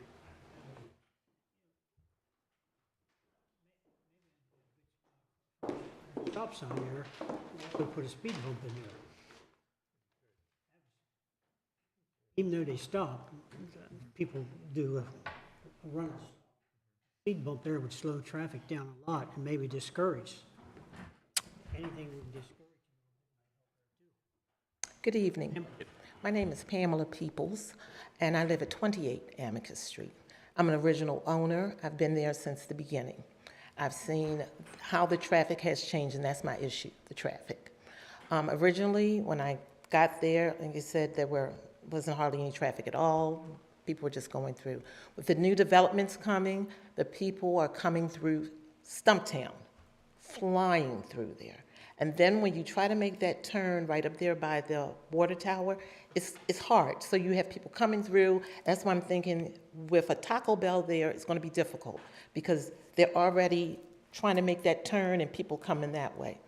When you put in the speed bumps, I live at 28. That speed bump is right there by 30, I want to say. I sat there and I watched.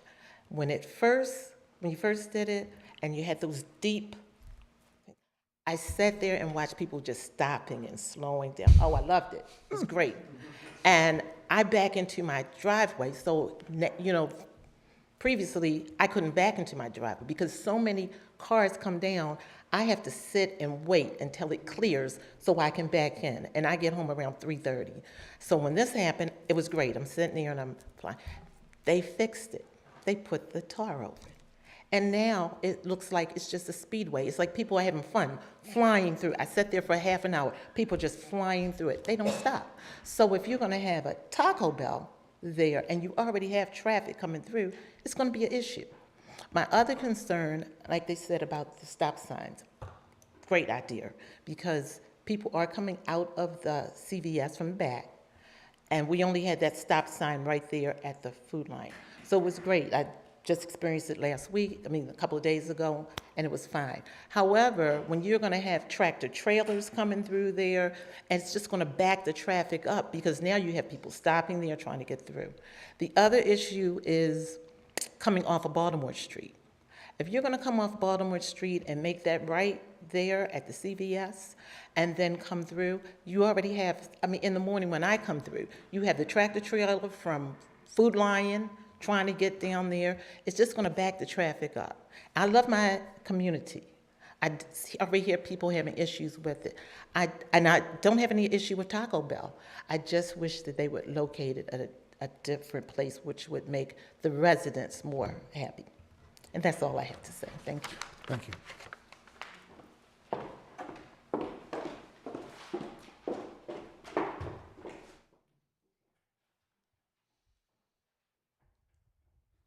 Hello, I'm Becky Mendenhall. I live at 5 Amicus Street. I was here at last month's meeting as well.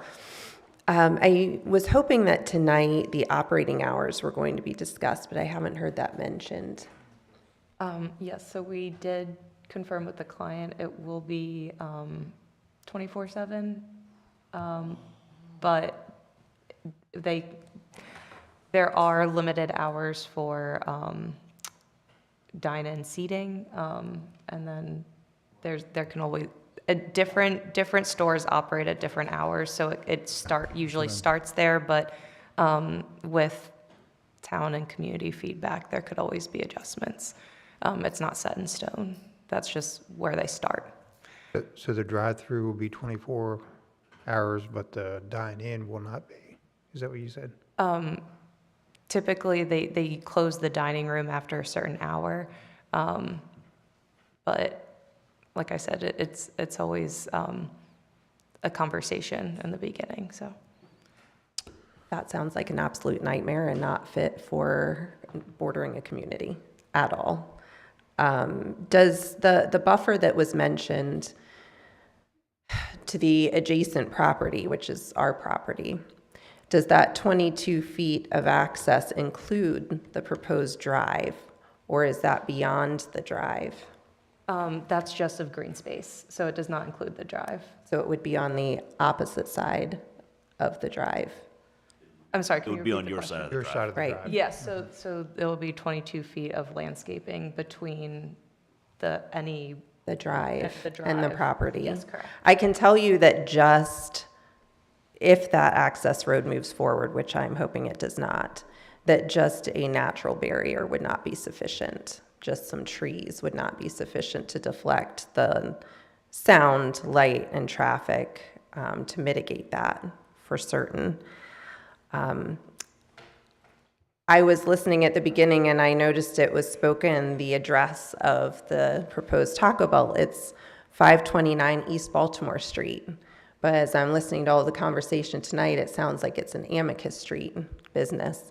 And I want to emphasize that Baltimore Street is commercial. Amicus Street is residential. No one in our community has any desire for our residential street to become a commercial street, which is exactly what it will become if that access drive is allowed to move forward, especially in the location that it's proposed. In addition, a lot has been said about the traffic, which is absolutely a problem. Even more so, though, are safety concerns that all of that brings, especially at the curve where it is a blind drive. I can tell you my house is right across from it practically. It is, I can't even imagine what kind of nightmare scenarios we're looking at, not only with vehicles, but pedestrians, if that is permitted to move forward. With the curve, there, as well as the traffic cutting through from 140. A couple of turning rights and lefts through a parking lot is not going to deter people from cutting right through there, both ways, all the time. If you're familiar with the neighborhood, we have Creekside, and then behind it, if you turn left and then right, there's the community there, and then there are all the communities beyond it, and all the way back to Meads Crossing. All of those people are cutting through our community to come forward and come up to the shopping center as it is. Those little left and right turns are not going to deflect the traffic from people cutting through the neighborhood.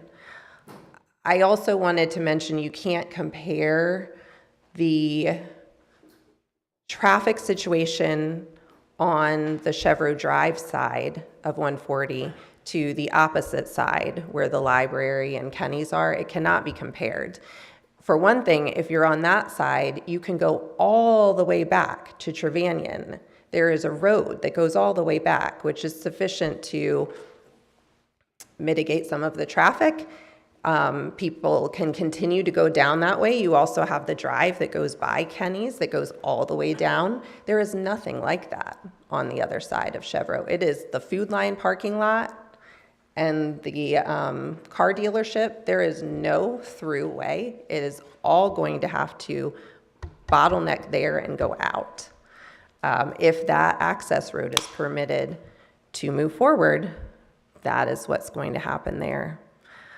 So in addition to the traffic and the safety, I also know that those of us who live in that community are entitled by law to peaceful inhabitants of our homes, which currently we are able to have in some regard with the current traffic issues. I don't see that as even being within the realm of possibility if we have this access road. Now, I understand that the property facing East Baltimore Street is commercial and can be developed commercially, fine. But this access road, I would respectfully ask, please carefully consider and do not allow to move forward if at all possible. If there is, for some reason, some legal obstacle that would prevent the commission from stopping it, I would say the only acceptable solution would be to extend straight brake iron, not come around the curve and have some additional street. The only thing that I could see that could even be potentially safe. Do you know what I'm saying? You come on Chevreau, and then there's brake iron, and then brake iron curves into Amicus. The only thing that I could conceive is even potentially, it's still going to be a nightmare, still a nightmare. But if there were some legal obstacle that would say, oh, well, we can't stop this, then the only thing I could see that would make any bit of sense would be to just extend straight. So you would not come around a curve and then have another road from that way. But again, that would be not what we want at all. No one desires to have our neighborhood become a commercial development. Thank you for listening. Thank you. Thank you.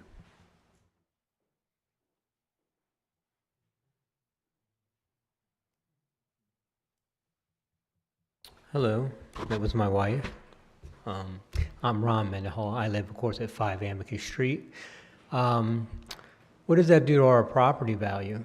Well, now we had this nice big green grass area in front of her. Now it's commercial, and Taco Bell is coming up pretty much right outside our laundry room door. Bam, there's the parking lot. I was here the night they were talking about signage, and that Amicus Street entrance has a sign, lit up sign right there. So that's going to be bright and basically shining to the house. And I just learned this is 24/7 drive-through. So the lighting of the cars going by and all the time, all the headlights, it's going to be constant. And we're going to see lights going by our windows all the time. So that was just my thing. And yes, people are going to cut through Taco Bell to get to Amicus, to get to Stumptown and other roads. That's going to happen. That's going to create a problem. And so the lighting in the parking lot, I guess you're going to have post lamps or something like that. Do those stay on all night? I'm guessing since Taco Bell's 24/7. So that only doesn't affect 5 Amicus Street, but what about 2 and 4 Amicus Street that are kind of close by as well? So just all I needed to say. All right, thank y'all. Thank you. Thank you.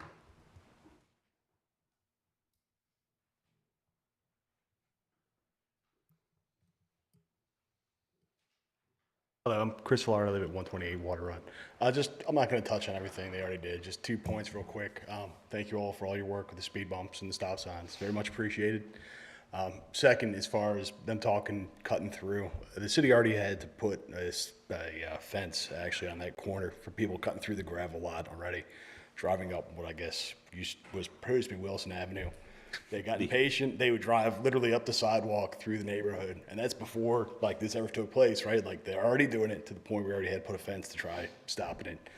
And the only second point I would like to make is there actually is a commercial vehicle restriction on Amicus. I think it's maybe 10,000, 15,000 pounds. I don't know. Heard that be addressed as well. So and that's it.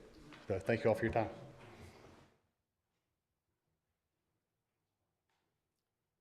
Else? Discussion for the commission? I will, just one item to note on the signage. The light that's, the sign that's proposed at the rear of the site is going to be non-illuminated. So that is, I just wanted to note that, so the side of the building with the sign that faces the residence, it will not be illuminated.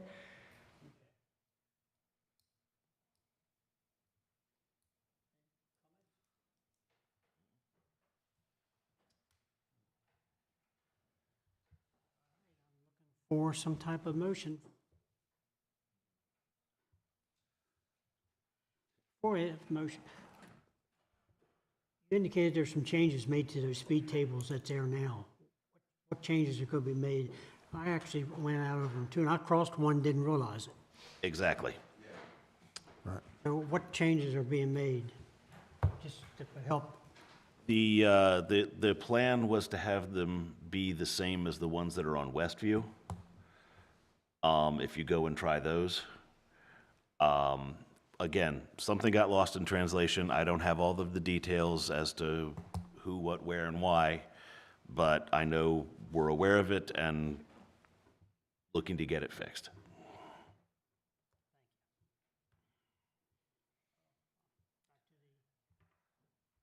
Option for a motion. What motion are you looking for? Approval? Okay. Is there any thought to closing that off instead of having it go straight through to Amicus? Here with commission, I'm talking about anybody. Any thoughts on that? Not having that drive-through on? I don't have any feedback at this time. It's something we can look into, but I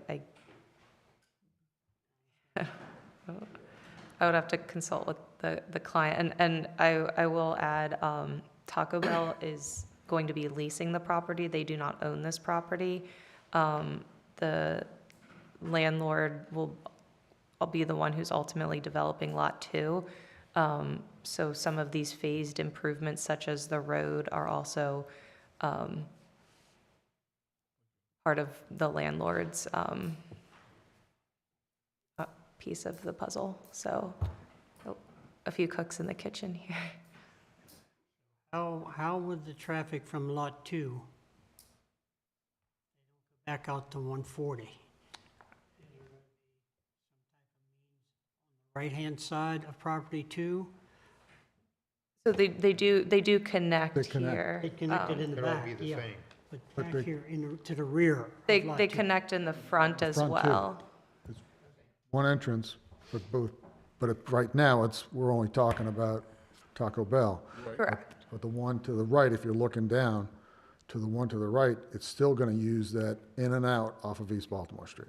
Correct. And that's what they like, did the traffic study on. I was going to say, running that both of them. as Kevin noted, that a It's for both. 2,500. Yeah. Yes, that was Correct. incorporated in Yeah, the the study traffic was study. assuming both.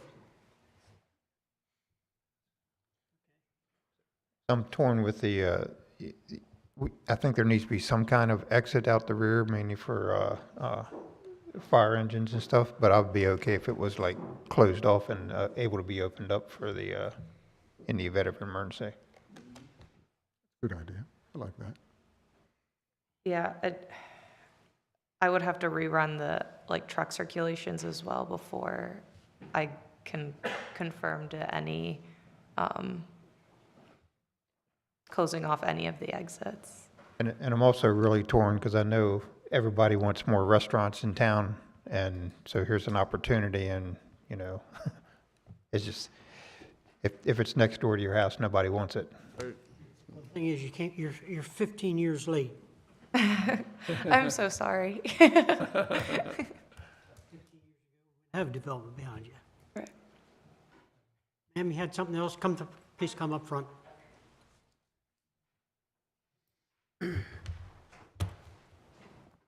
Again, my name is Becky Mendenhall, 5 Amicus Street. I meant to include this, but didn't when we were talking about considerations for all of this. The business that existed previously managed fine with traffic on and off of East Baltimore Street because that's its design. That's where the traffic should be going on and off. So to me, that says any business that cannot exist with traffic just going on and off 140 is not fit for that site. Respectfully. Thank you. I think just from a traffic perspective, just looking at a high level, I think some type of access to Amicus, whether it's emergency only or potentially restricted, would probably be necessary. I know that existing business does have a really wide curb cut. It's essentially not a curb cut. It's basically just a wide entrance. So if there ever were an accident or something that were to occur within their access, they obviously would have another means to get around it. With this development here, if something were to occur at the main access on Baltimore Street, I think there would need to be some type of alternative or at least emergency access in case that were to happen. Ron Mendenhall, again, 5 Amicus Street. There was talk of building like some type of evergreen or something like fence line, like a natural fence line between our property and the Taco Bell itself. That would be great. Part of the property that they're leasing is woods. And if I heard that they're knocking that all down to the cornfields, and that does create, we do have deer back there, groundhogs and other animals like that and stuff. And unfortunately, there's mice there that we do get in our house. We have a contract with a pest control company that helps with that. But they're knocking part of the woods down. So that's less woodage in Taneytown. They'll be knocking that all down. But part of the fence line is, natural fence line isn't going to stop people cutting through there. And there's already people that kind of cut through our property to get to the woods. Then part of that woods is our property that goes to the cornfield. It's just not developed, it's woods, and we like it that way. So would it be something of like they build a wall? So where it's like they can't walk through a wall, but they can walk through evergreens or some other type of natural fence line and stuff like that. I just wanted to mention those two things. Thank you.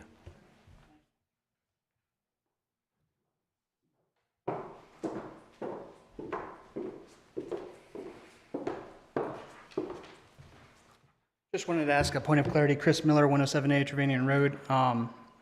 When we were talking about the truck deliveries earlier, I thought it was mentioned that Taco Bell, the trucks would be coming when they're closed. With it being 24/7, that can't be the case.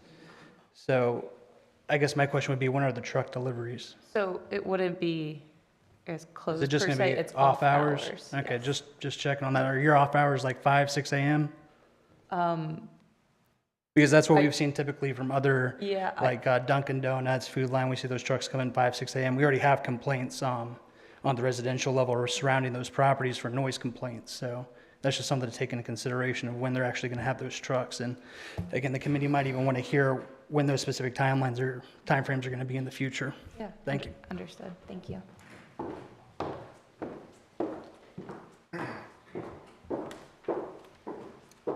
Donald Levacy again, 18 Amicus.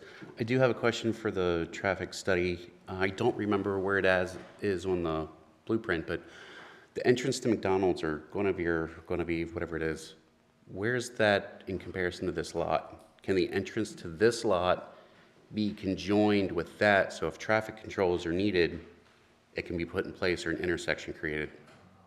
All right, which intersection, please? The One with the McDonald's. I believe it's Oh. honestly off the. It's over Yeah, I'm here. pretty it sure, past I'm the pretty envelope? sure it's the next, it's across east from of the Hoffman property. line. Okay, didn't know if any thought had been put into that. I think, an ideal scenario would, but obviously with the property lines, it wouldn't be. If you can see here, I've zoomed in. Yeah, Okay, it that's what I is. remember. here. Okay. Yep, I was Yeah. doing And the then, same thing. As far as like a gated emergency access, I mean, to me, that would make sense, provided like police, fire would have a key to it. It wouldn't be something that just the public could just easily drive through. But anyway, Fire department has hydraulic tools. whatever. Thank you. All right, let's go back to, see if we get a motion here going. Is it gonna be the same thing as McDonald's, or we just wanna see more before we do the plan? I think we'll discuss closing the road a little bit first. Closing the road. Yeah, the back entrance Back like we entrance. talked about.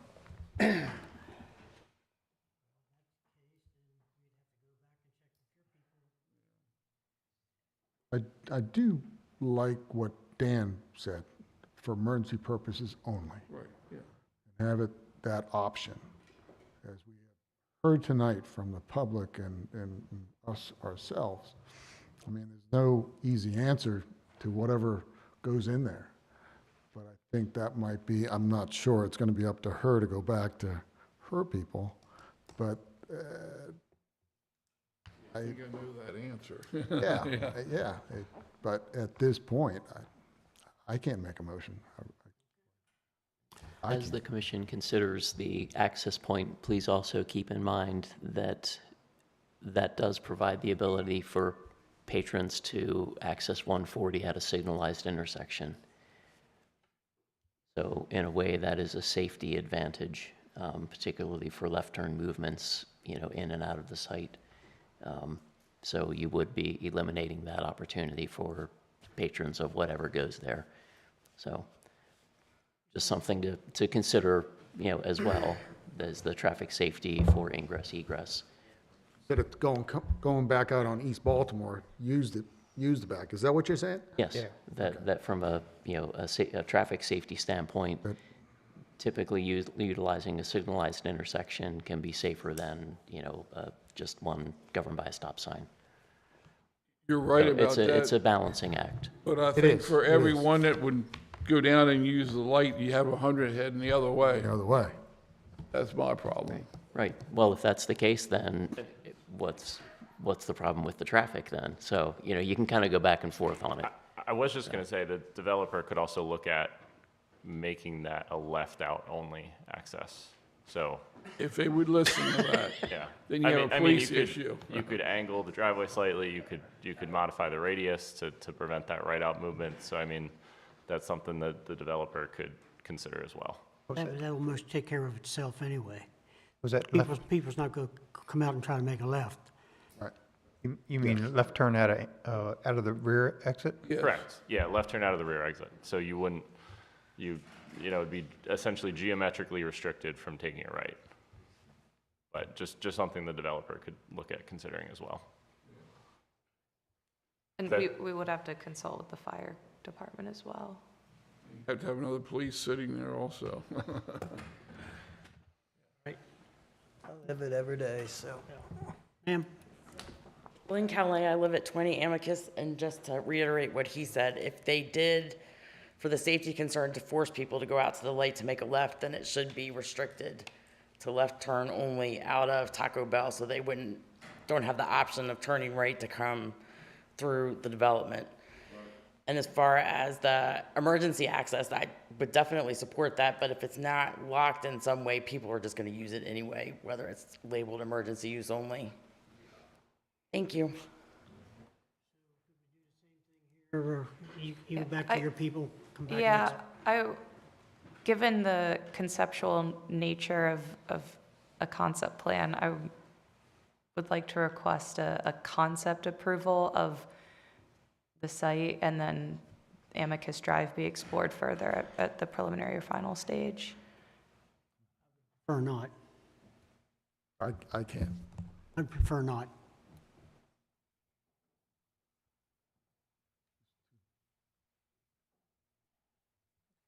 Okay. Yep. Come back next month. You've heard the options that was brought out on the floor and here with the emergency in and out, the left turn only, locking off period. Okay. Back next month, or whenever you get an answer. All right, thank you. Thank you. Good with that? All right, Yes, I'm good. Yeah, I'm good. thank you. Thank you. Thank you for the bumper blocks. I'm sorry? Say thank you for the bumper blocks in the sidewalk. Of course, yes. Yeah.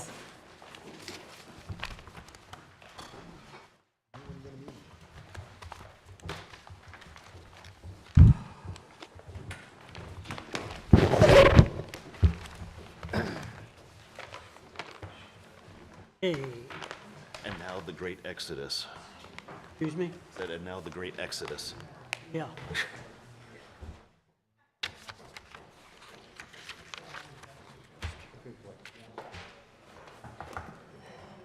That, did I miss? All right, next item on the agenda, approval of the Falls 2025 to the 2023 Carroll County Water and Sewer Master Plan as pertaining to Taneytown. Thank you, Mr. Chair. The county is not here today to present the report, but since I did the report when I was at the county, I think I can fill in. Mr. Wyprek got in contact with me when I was in the County Department of Planning, and the current service area for these 4 properties, there are 3 properties that comprise of Bollinger Park and another property south of the city that will be used partially for the Taneytown bypass, proposed Taneytown bypass. Right now, the current service area for all 4 properties are W6 and S6, so that's long range. They are proposing to go to no plan service.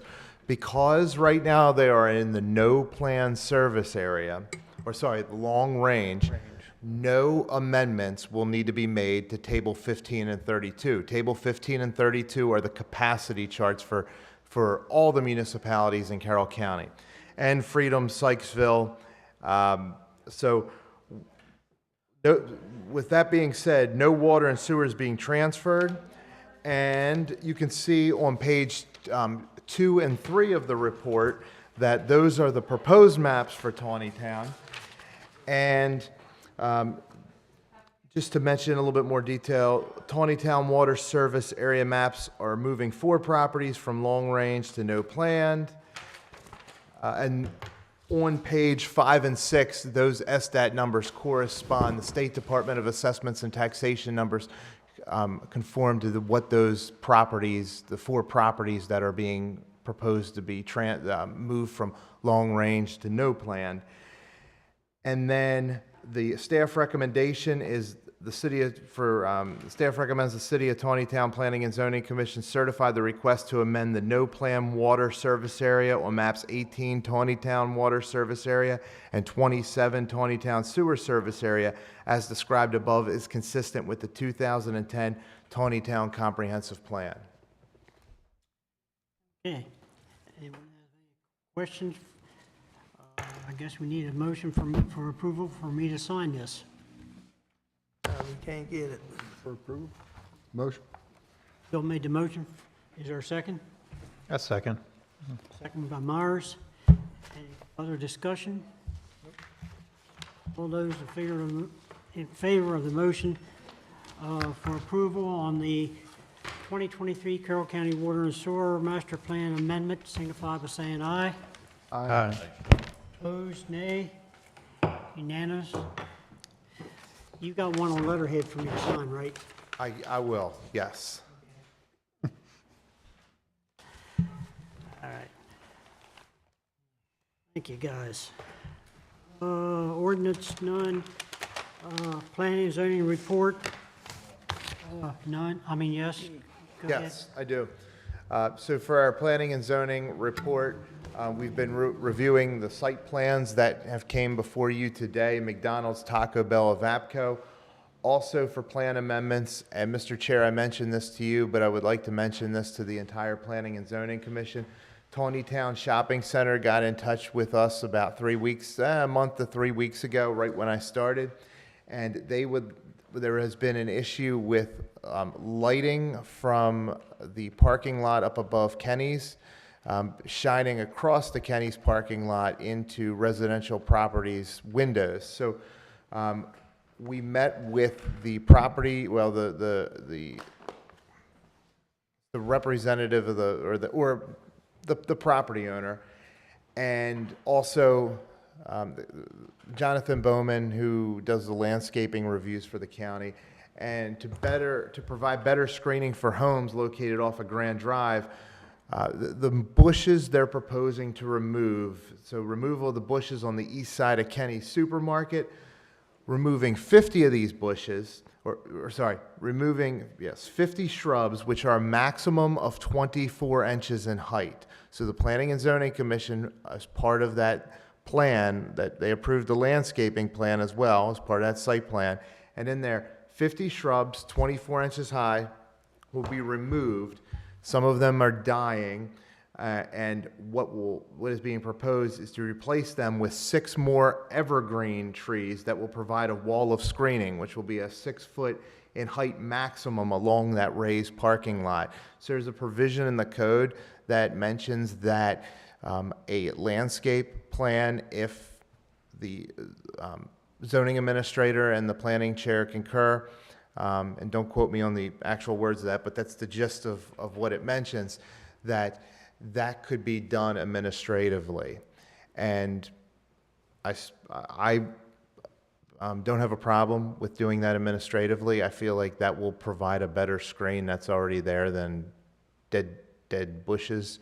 And I just wanted to bring this to the commission since you all approved that landscape plan many years ago. But I am proposing to have myself approve it and the chair of the Planning and Zoning Commission administratively. And also zoning text amendments, adding commercial uses that are only allowed in 25% of the total lot area in the restricted industrial zone. That went before the mayor and council last month to be introduced, and that will be coming to the Planning and Zoning Commission eventually. And for the comprehensive plan, we are, as you all know, reviewing the current draft plan that was given to all of you last week. And somebody I thought had I got one. There we go, their binder here. But that is what I have currently for the report. And actually, I guess I can I'll wait till old business. First, can I get consensus on the landscaping for Conoco Shopping Center? I'm good with it. Good. Thank you, All right. Mr. Chair. Prepare it and I'll sign it. Yes, I'm still awaiting county comments. I haven't gotten those yet. Okay. And, as far as the comp plan, I got through the first 3 pages, and I really lost it for some reason. So I'm sorry, I didn't get much further than that. So Myers had a question, a concern, and I kind of go along with his thoughts on this. So I'm sure you're aware of the April 25 update we went from 12, Mm-hmm. 12 visions to the 8 planning 8 principles. planning Yeah. principles, yeah. So are we gonna leave our plan to the old version? I mean, we're updating, we should at least be updating. If it was all the up to time. me, we're approving this after that's all been done, so it needs to be brought up to current spec. That was approved, from my recollection, this past legislative session. Rebecca Flora proposed that to the governor. That went to the legislature. The legislature approved that. That was this past legislative session in the spring. You'll pass that on to Errol? I will. Yes, So- I mean, it's a bad situation to be in. I mean, there was a lot of work that was already done, and it's just, the information's probably gonna be very similar, it's just organized different. Yeah, but it needs to be organized how they want it now. I have to agree. So if you pass that on, we appreciate it. Yes, sir. And I did have a question for the team here. So I read the first section there about the vision, and they had some definitions there. And we all talked about small town, what it meant to us, and we all agreed that we thought we knew what small town meant. We all agreed on that, but it's not defined in there anywhere. I mean, That is said, but there's no. right. But then the one page, there's like 4 or 5 definitions, but, I mean, didn't we come to Oh, we an did, agreement yeah. on what small town meant? All right, well, Should be that'll be a in one of our I thought it notes was that in we one of those approved. like sidebar segments. I thought we had agreed on some language there. I only read the first. That's the first dozen section, that was pages. before I got here. Anyway, right. yeah, we'll look into that. But in general, I agree that we need to define terms, and we need to define the actual goals, and we need to define how we're getting to the goals. Right. But my understanding from, I apologize for not being here for the workshop, but what I saw afterwards, that draft that we have, we're going to discuss at our next. Correct. Well, so that was the question I had. Do I spend all my time reviewing that version that's going to now get changed to the 8 principles instead of the 12 visions? Hopefully, it's going to be a finite list of revisions after we're done, because that's just good. I think that's going to be, well, first of all, I think that's going to be one of a laundry list that we're probably going to have, that we're all going to come up with, of changes and clarifications and everything else in there as we're reading through it and seeing it all as one total document, as opposed to a chapter a month. So I definitely want to read it all Yeah. as one section. And that's what I'm thinking is, at least my understanding, see if I'm wrong, we're all reading it this month, coming back with our notes, and we're just gonna run the whole thing in November. See whose notes survive. See how many of you all tell me that my notes are bad, and then we'll go ahead and have that as a final list to hand to them, and then we should basically have a change report at that point from Arrow. But my problem is that right now we talk about the 12 visions, and we're going to change it to the 8 principles. Yeah. It's going to read entirely different. So we're going to do this and just reread all over again. If I may, I think that would only change a couple pages. Maybe, yeah. Nice. Right. I don't think the book is organized in the 12. I got to 8 and 12 and I stopped. Let me look at that. Yeah, I don't think the book is organized in the 12 principles. It is, but it is, but I think there's a couple that are just combined. There's 2. I think they're all in there. So what would you suggest then? Hold off or read it and then read it again? I believe, I think we should, like Harry said, and all of us, and Dan, we should probably read it, knowing that we have some changes coming. But are they gonna be so close? They're just gonna be segmented differently in that? I don't know. I was gonna say, I'm hoping that there's going to be a defined, like, change log of, this is what we changed on this page, this is how we changed this is how we changed that, and that we can then cross-reference and go, okay, let's make sure that that's the way we want it, that's the, From and to. Okay. Well, so I'll, We'll if, start reading if, again. if Andrew tells me there's only a few changes, I'll start reading. I got the document in front of me right now. Hold on one second. Let's see here. That fast, Andrew? No. I'm impressed. I got about a little bit over halfway through it, though. So they had everything was broken down into 10 planning categories: land use and smart growth, transportation and mobility, community facilities and infrastructure, environmental sustainability and natural resources, economic development and downtown revitalization, historic and cultural preservation, public safety and community well-being, intergovernmental coordination, housing and community design, and water resource element. And the 12 planning visions are quality of life and sustainability, transportation, housing, economic development, public participation, environmental protection, growth areas, resource conservation, community design, stewardship, implementation, infrastructure. okay, so it's not a direct correlation. No, but it's close. It's close, but the So 8 is I think gonna we be. should read it. No, that's what I mean. Yeah. It's worth reading because probably those chapters are gonna stay pretty much as they are. They're just gonna apply to the 8 principles as opposed to the 12 virtues and the 16 suggestions. Oh, and by the way, if I would have opened up the page 18, I would see small town charm.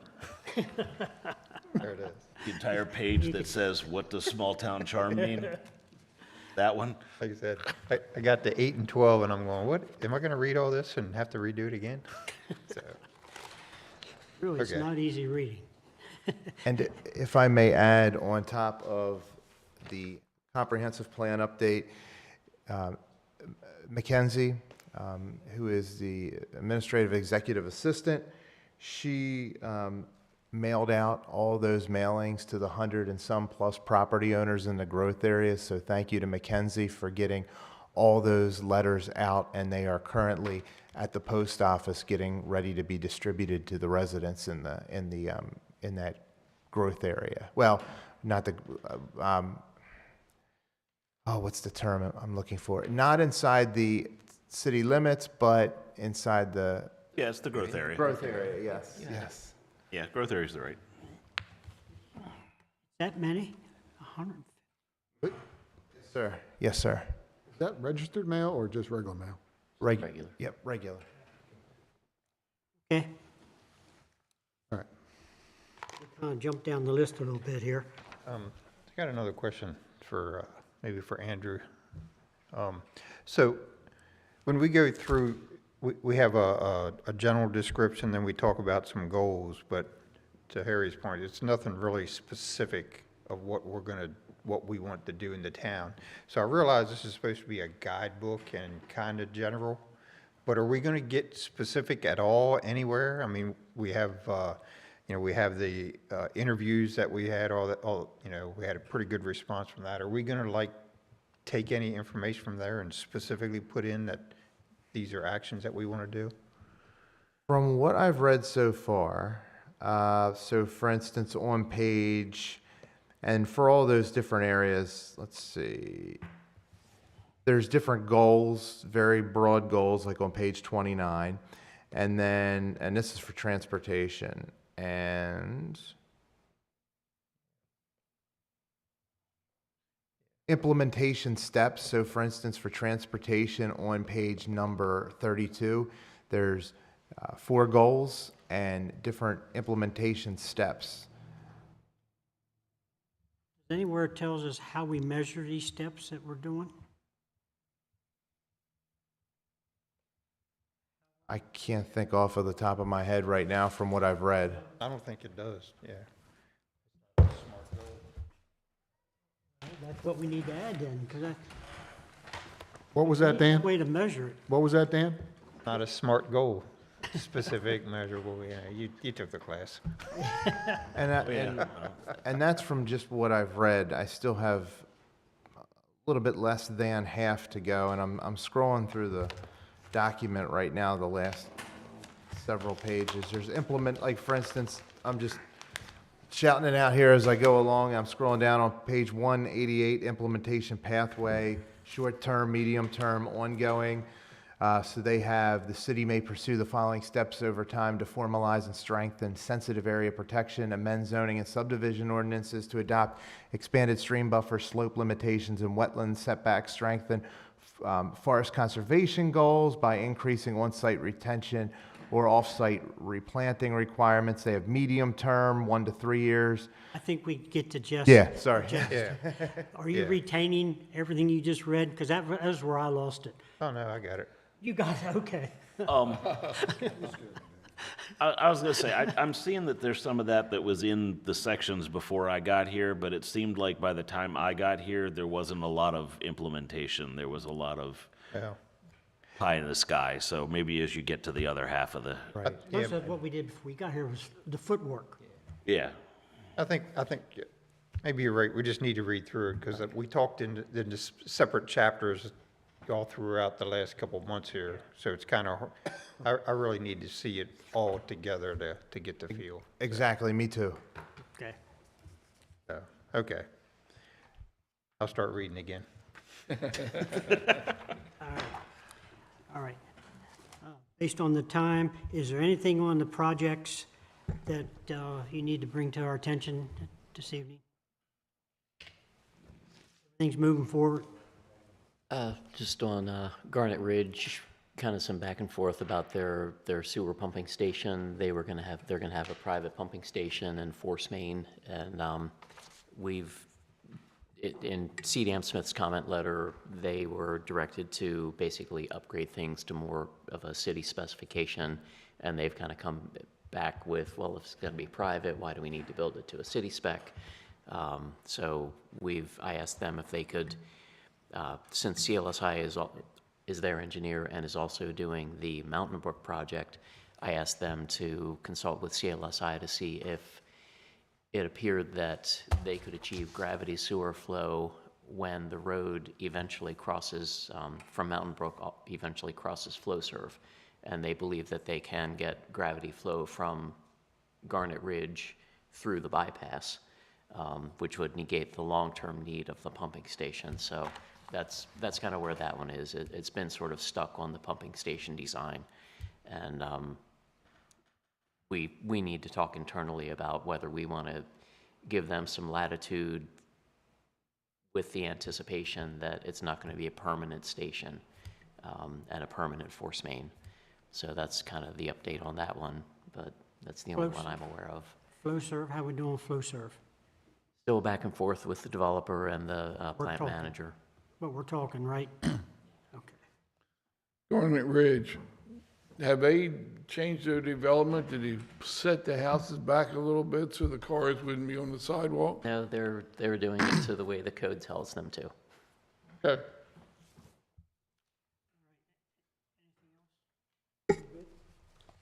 Anything we need to talk about here this evening that we haven't yet? I just want to say I'm really bummed about the restaurant. I think we made the right decision, but it's really, I mean, I know people want to have more places to eat here, so I'm kind of bummed out about it, but I don't think the plans were what we needed to see.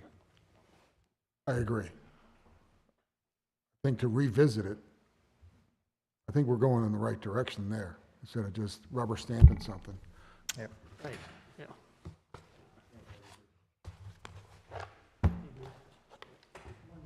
Larger sit down. But that's not on the Will we books. be able to talk to Jay at our next meeting in regards to McDonald's, or? I'll see if he's, my intent was to get a memo from him to advise you guys. Okay. On both, on those? Well, I don't know if there's, on McDonald's, yes. Yeah, yeah. Yeah, and I don't really know if there's anything for him to weigh in on for Taco Bell at this point. No, so, no, yeah, I just apologize, McDonald's. no, Okay. I was wrong. Timothy didn't have anything for tonight, No, no, sir. because I didn't want to miss her. Okay. All right. Would somebody like to make a motion for adjournment? For adjournment? Bill, Second. second by Dan. Sorry, Harry, did you have something? I jumped there. Did you have something? Not particularly. We're good. All in favor of the motion, signify by saying aye. Aye. Opposed, nay. Carried. Bill made it and Dan seconded it.